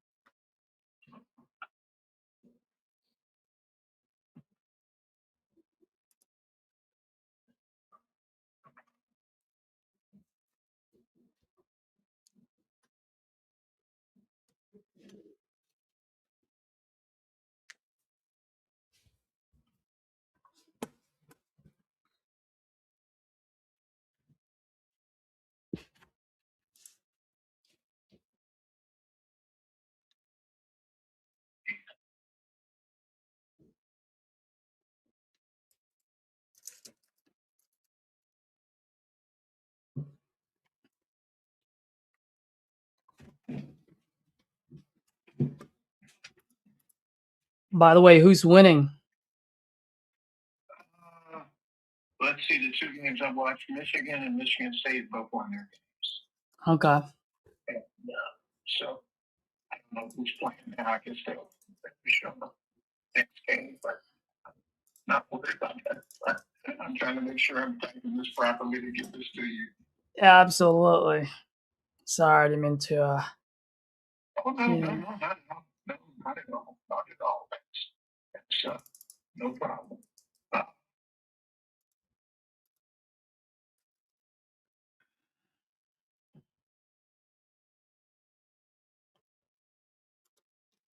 While you're doing that, I'll draft the agreement too on my side, okay? So let's do that at the same time. And I can send it over to you. Okay. I'm going to send this to you right now. And does Catherine know that we're doing this, by the way? Did you talk to her or? I haven't spoken with her, but I'll get in contact with her. Okay. I'll get in contact with her. This, like I said, this is just as beneficial to her as it is to me. Okay. So that being said, let me know. I just sent it. Let me see. Does it say my email that I sent it to you? Yes. Okay. So in order for me to open title, I just need one signature, I guess. So we can start off with you then, but please let her know because I will need, or title will reach out to her because we will need her signature to make sure that, to follow through with everything. Yes. That's the name is listed on that document as well. I can send you. Okay. Yes. Perfect. So for now, I will just have your name on this agreement. I guess I can add hers too. Do you have not his, do you have her email address by any chance? Oh, you know what? I don't even have your email address. What's your email?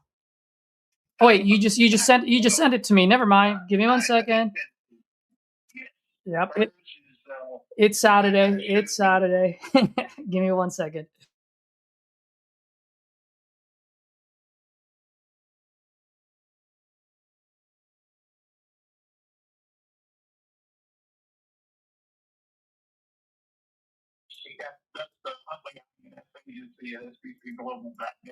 Yeah, I used to be in the insurance game many moons ago. I used to work for Northwestern Mutual for quite some time, and then now work for the Combined Insurance Company of America. What type of insurance were you peddling? I was a farmer's agent for 15 years. Oh, okay. Commercial, personal line, and stuff like good stuff like insurance. Yeah. So, Well, you definitely know Northwestern Mutual then. So they're a pretty big company. yeah. But, for me, I just got tired of dealing with rate increases and losing good customers, Mm-hmm. $30 and all that sort of thing. So it was like, whatever. Her email is Ugly Catherine.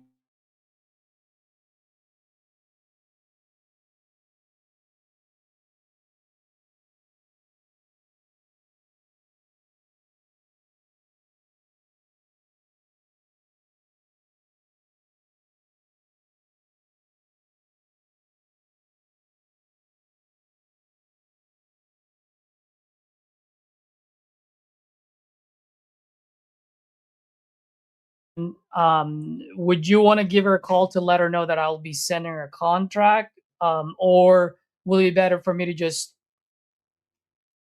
have you on there for now? Give them a call, or she should be cognizant enough to realize this is in regards to selling the house. And you can put that information in there just as in regards to selling the property at 4435 hours pay if she doesn't, have any problem with that, because like I said, this is as beneficial to her as it is to me. So Okay. Yeah, if you can give her a call. Also, if you wanna, if she wants to talk to me, the only reason why is because we are buying it subject to the existing loan, so she might not be aware what that is, and I just want to make sure, just for the legality of it, I just want to make sure that she's fully aware. And I would love to be able to just explain to her and make sure that she fully understands. Sure, I have no problem with it. Hopefully she'll talk to me, because she doesn't talk to me. So Okay. Do you want me to give her a call, or maybe you can send her a text, say, "Hey, this gentleman's going to be calling you"? Well, you can reach out to her if you like, or send her a text message. Let her know, hey, this is who I am. I'd like to speak with you about selling the home at 44 phone.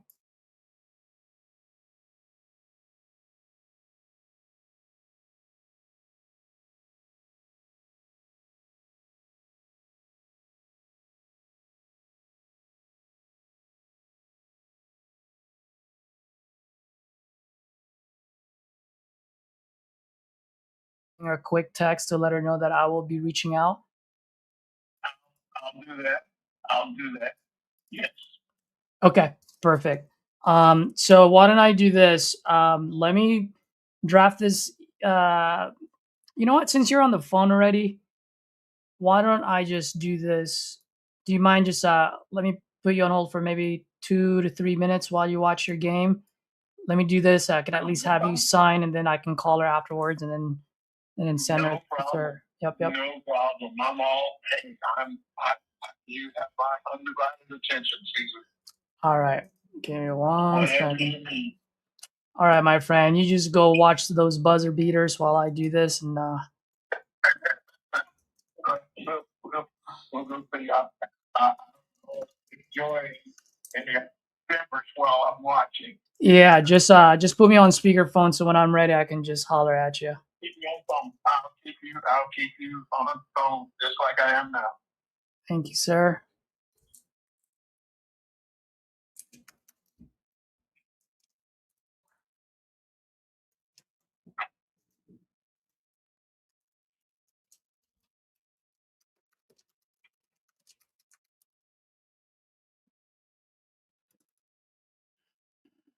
It's 21st.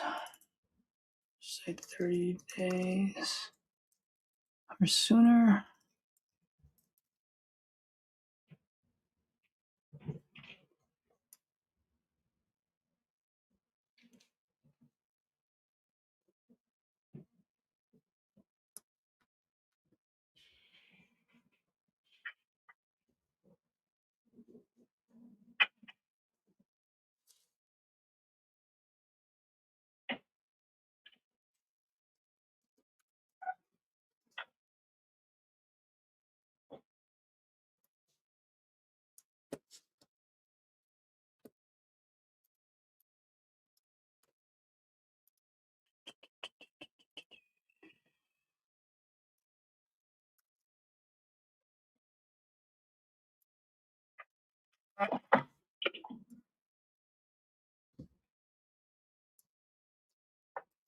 So if you can some stuff around Washington.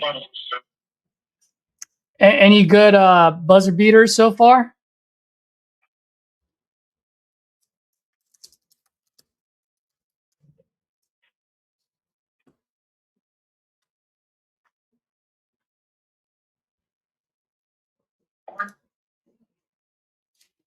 Did you say something? Yeah, I was just asking. You got any good buzzer beaters so far? None of the games have really been close. They've all been like 10 or more points. I think Michigan State and both Michigan handily beat their opponents, and Duke and TCU are playing now. And I'd like to see win it all. Local teams, University of Houston, see what they can do. Nice. Do you have any? No favorites? No. You just like the action. Like years ago, watching NFL football. Mm-hmm. The Patriots for being in the Super Bowl, I'd be against them. That third time, I said I ain't never betting against Brady again. Oh yes, never. You're talking about the one against Atlanta? No, not when he was playing for Atlanta. I mean, believe a team. The only game worse than that one years ago, the Houston Oilers, as they were then, playing the Buffalo Bills. That's right. They got to go to Buffalo. And I'm like, it's cold. They're not going to. It's like they're not even probably going to show up. You know, they got to get their to them. Yep. And I come home from church because I'm not going to say I go to church, come home, and I'm going like, are you kidding me? They're 28-3. We're going to the Super Bowl. Yeah. Because I was an Oilers fan, I was not a Cowboys fan because I went to the Oilers game, got the what was it in the Astrodome, no problem. Didn't even have a ticket, just went there, got tickets, win the game. Go to Dallas, trying to do the same thing, can't get in the game. So, okay, I'm a Houston Oilers fan now. But anyway, the Oilers, Buffalo, they play what they call the prevent defense, which is, oh no, that means allow the other team to score at will. Yeah. What Buffalo did and wound up winning. It wasn't 33 to 31 or something like that. I'm like, you got to be kidding me. The worst loss I've ever watched other than that Atlanta Patriots Super Bowl. The worst losses I think I've ever watched in my life. Well, for a team to be like they were and to come back and lose.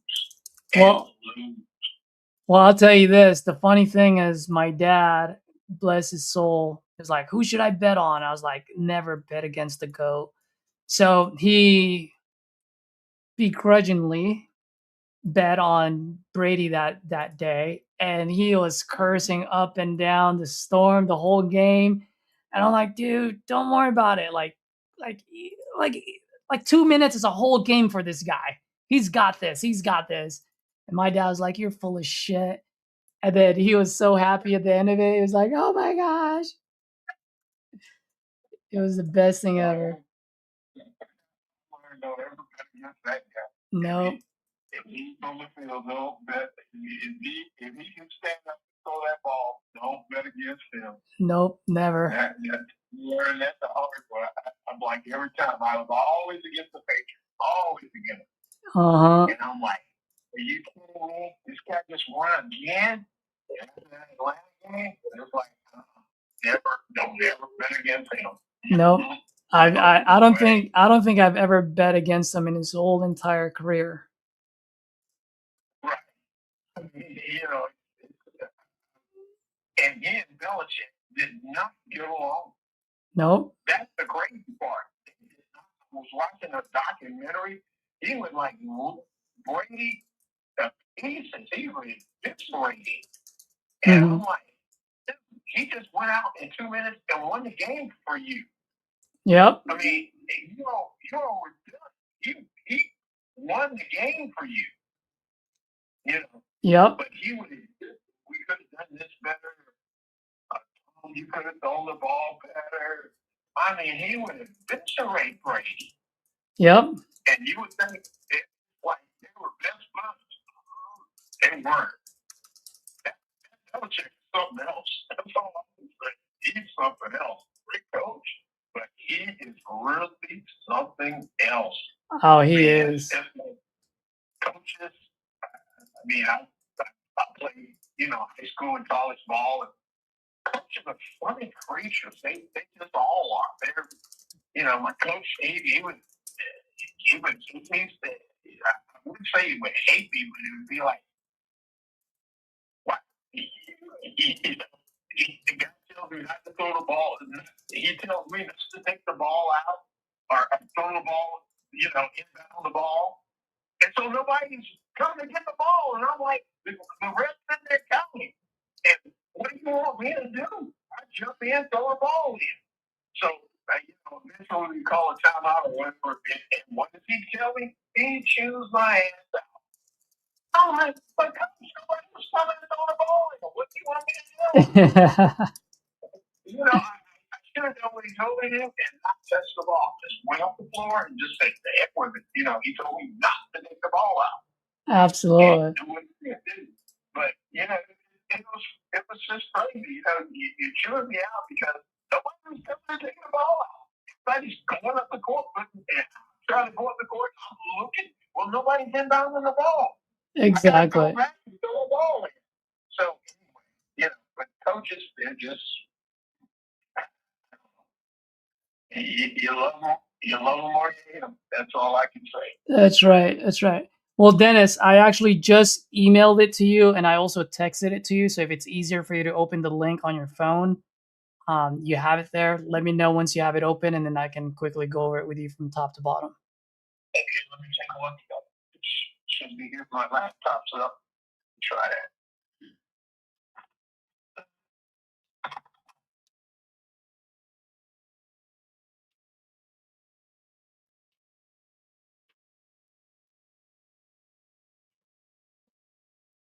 Okay. Let's look at here. Purchase agreement, 72 0 dash to the seller. Fine with me. Yeah, she's something different to say, but I'm like, look, I just want to get out of this. You want to complicate things, you go out of here. I want this to be over. It's one less thing we got to deal with.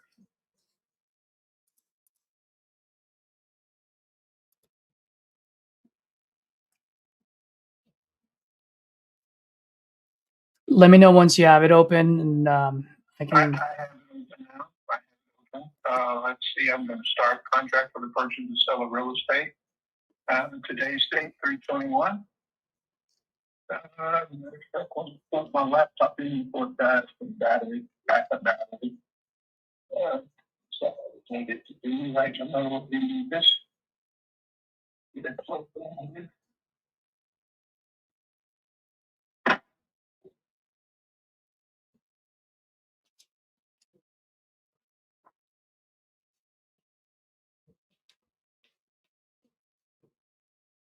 Okay, Caesar, go ahead. Here. Okay, perfect. Yeah, I'll go from top to bottom. Do you want me to go from top to bottom, read it out loud, or do you want to read it and ask me if you have questions? I could do either way, whatever's best for you. I think I'm pretty much understanding. Fireplace, all closing costs. Subject to transaction purchase price is net to seller, subject to prorated taxes, subject to the existing mortgage, zero cash to seller at closing. That's fine by me. Okay. Usually the time to buy another percentage. Purchase and access. Okay, time company to be determined. Risk bonus, prohibitions.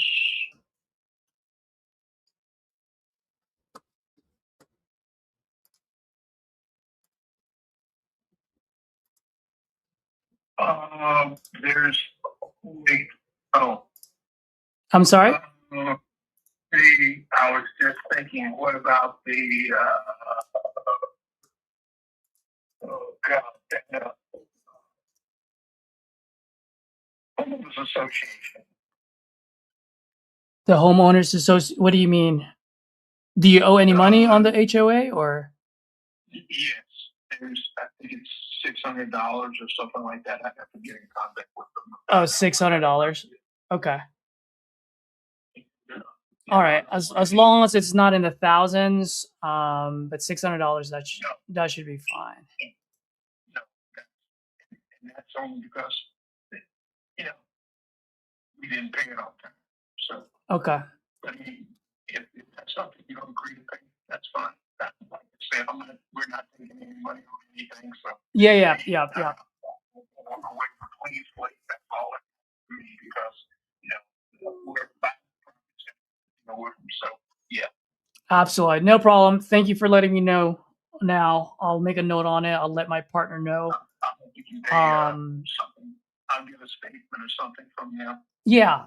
And worst case scenario, I'll take care of it. Don't worry about it. As long as it's 600, it's not in the thousands. It's not gonna be a deal breaker. No. Yeah, because okay. Other than that, something like you said, you agree to that. Fine. Yep. So, And what I'll do is I'll send you a text right now. Okay.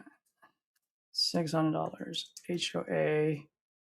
Thereabouts, it could be a little bit more something. So around $600 HOA debt needs to be caught up.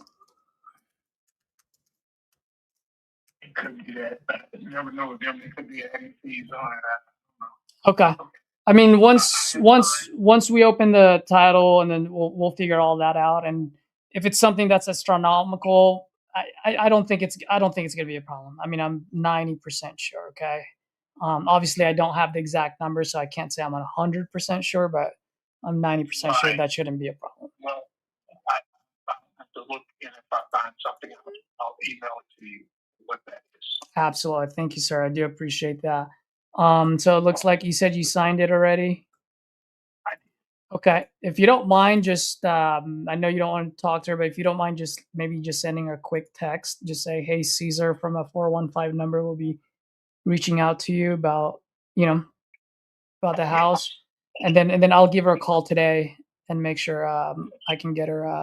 I'll explain everything, what's going on, and how we're doing it, and then if everything checks out as far as like the property, the condition, and everything else, the numbers, then we should be good to go. Obviously, if we walk in there and half the roof is gone or the kitchen's flooded, then that's a different story, right? So, not. All right, wonderful. Well, Dennis, I'm glad I was able to find a solution for you here, and let me go ahead and text Catherine, and I'll give her a call probably in the next, I don't know, half an hour or so. Okay. Give me about half an hour. I don't know if she's going to answer it, so but I will definitely send it. Oh.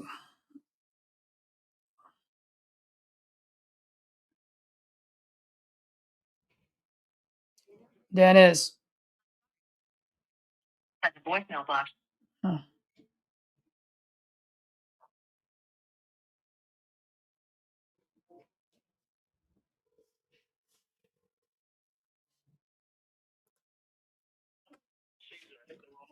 Yeah, no worries, my friend. I just want to make sure you didn't think I hung up on you. No, I hung up on you. No, it's the other way around. I hung up on you. You fat fingered me. That's all right. Yes, I did. Sorry. No worries, brother. So we should be good. I'll take care of her. Just if you don't mind, just shoot me a text once you do text her, so at least I know, and then I'll give her a call later. I will do so to that number, 415-579-3026. Thank you, sir. And when you get a chance, those pictures, you think you can get them over to me before the weekend ends? I will do what I can. Yes. Thank you, sir. I would really appreciate it, because the only reason I'm asking is it would actually benefit us a lot, because at least we can see it. My guys can see it. So when they do the walkthrough next weekend, they're in and out. They don't take too much of your time. Okay. No problem.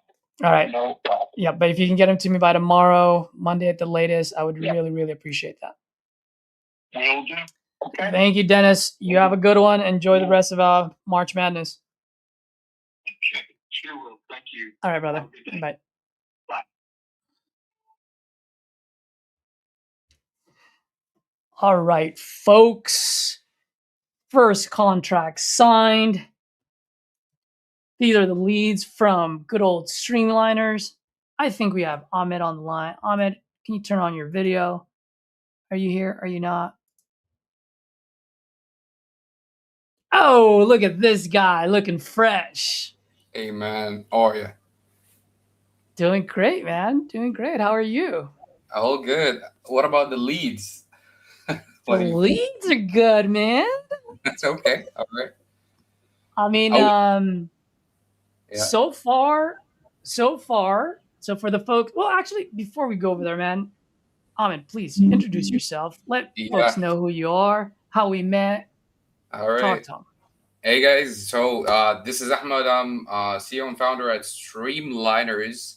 I'm part of TU as well. And, well, you know, we were initiating a JV program where basically we give, you know, good investors, high ticket closers like Caesar here, leads. They close it and we, you know, split.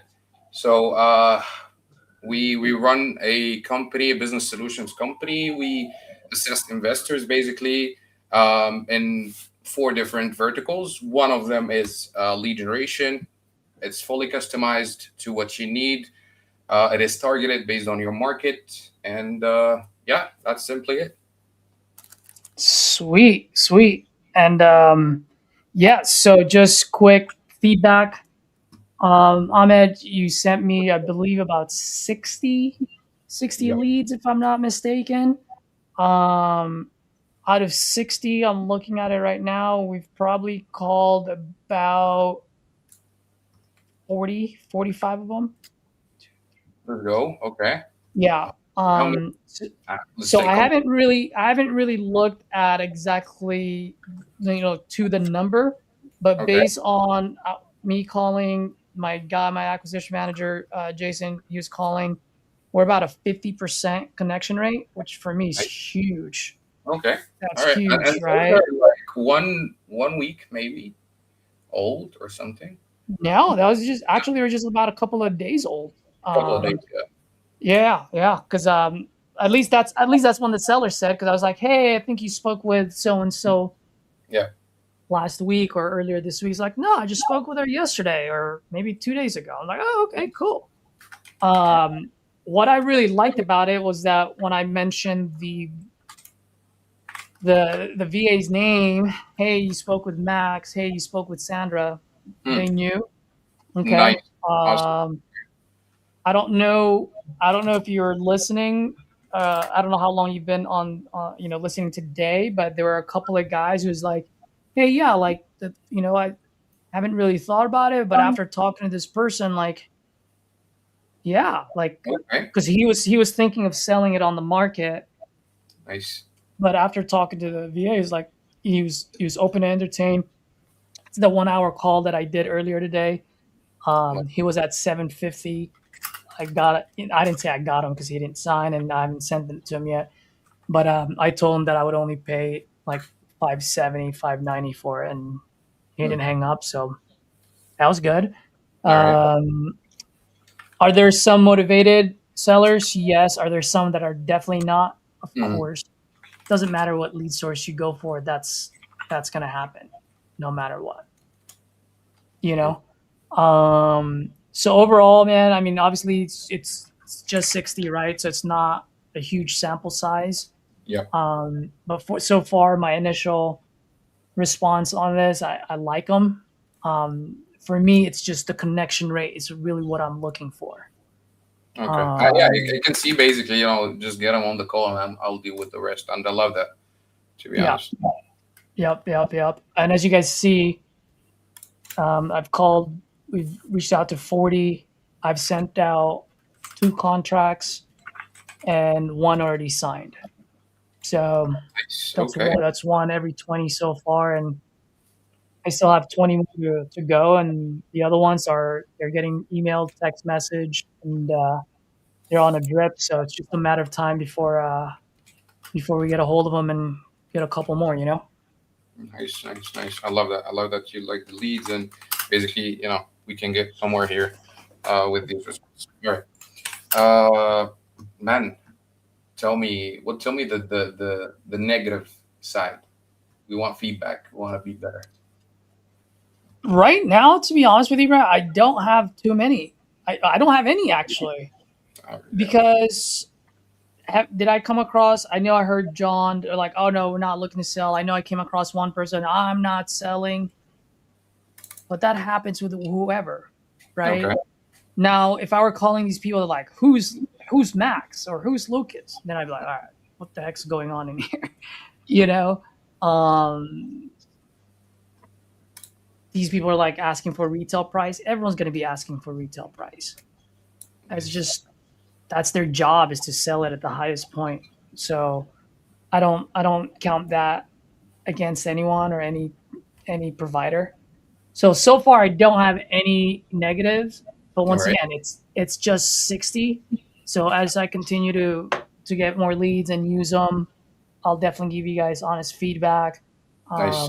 Whenever I call them on live, I will give honest feedback. So maybe one day you might you might hear me say something, but I just want folks to know like the real deal, right? Like that's what the channel's about. It's the good, the bad, and the ugly. And hey, sounds like you guys are on top of your game. And as long as I'm able to give you feedback and you can adapt and adjust, yep, to improve them, then that's all that matters. I love it, man. All right. Well, for anyone guys who's watching this live now, we have a 20% discount till the end of March for 2 months straight. Anyone from this live specifically. So I'm gonna send it on the chat. Yeah, is that okay with you? Yes, sir. And the comments. Yep.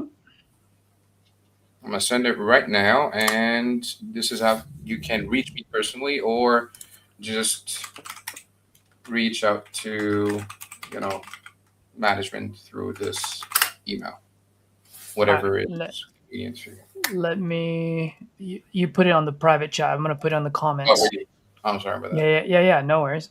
Man, first time live. Yeah. It's first for everything.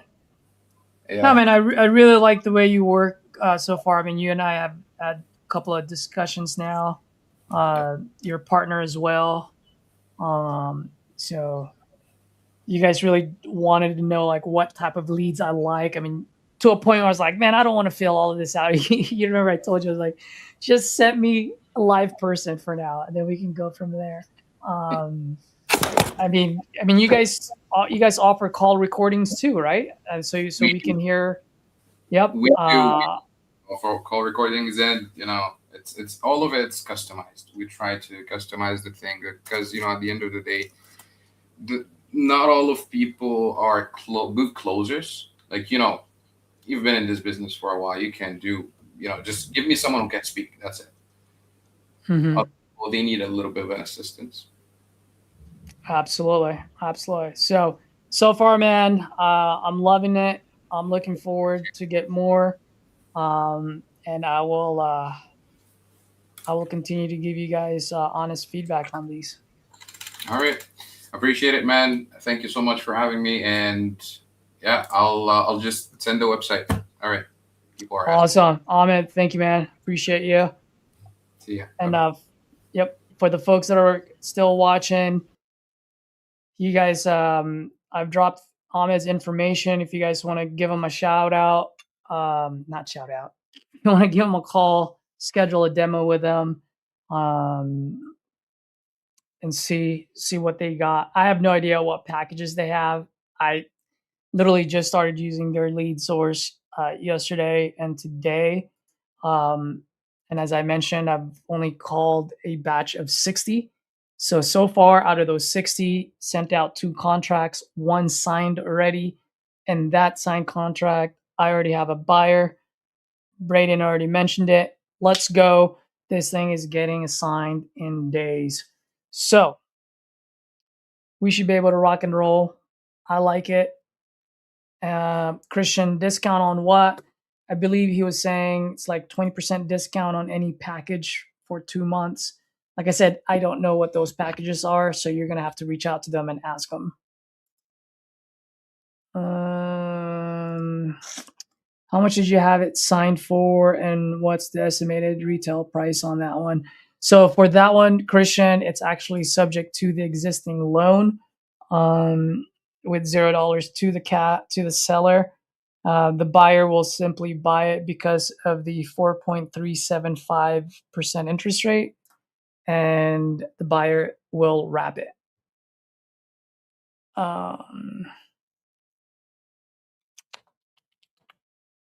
Let's see.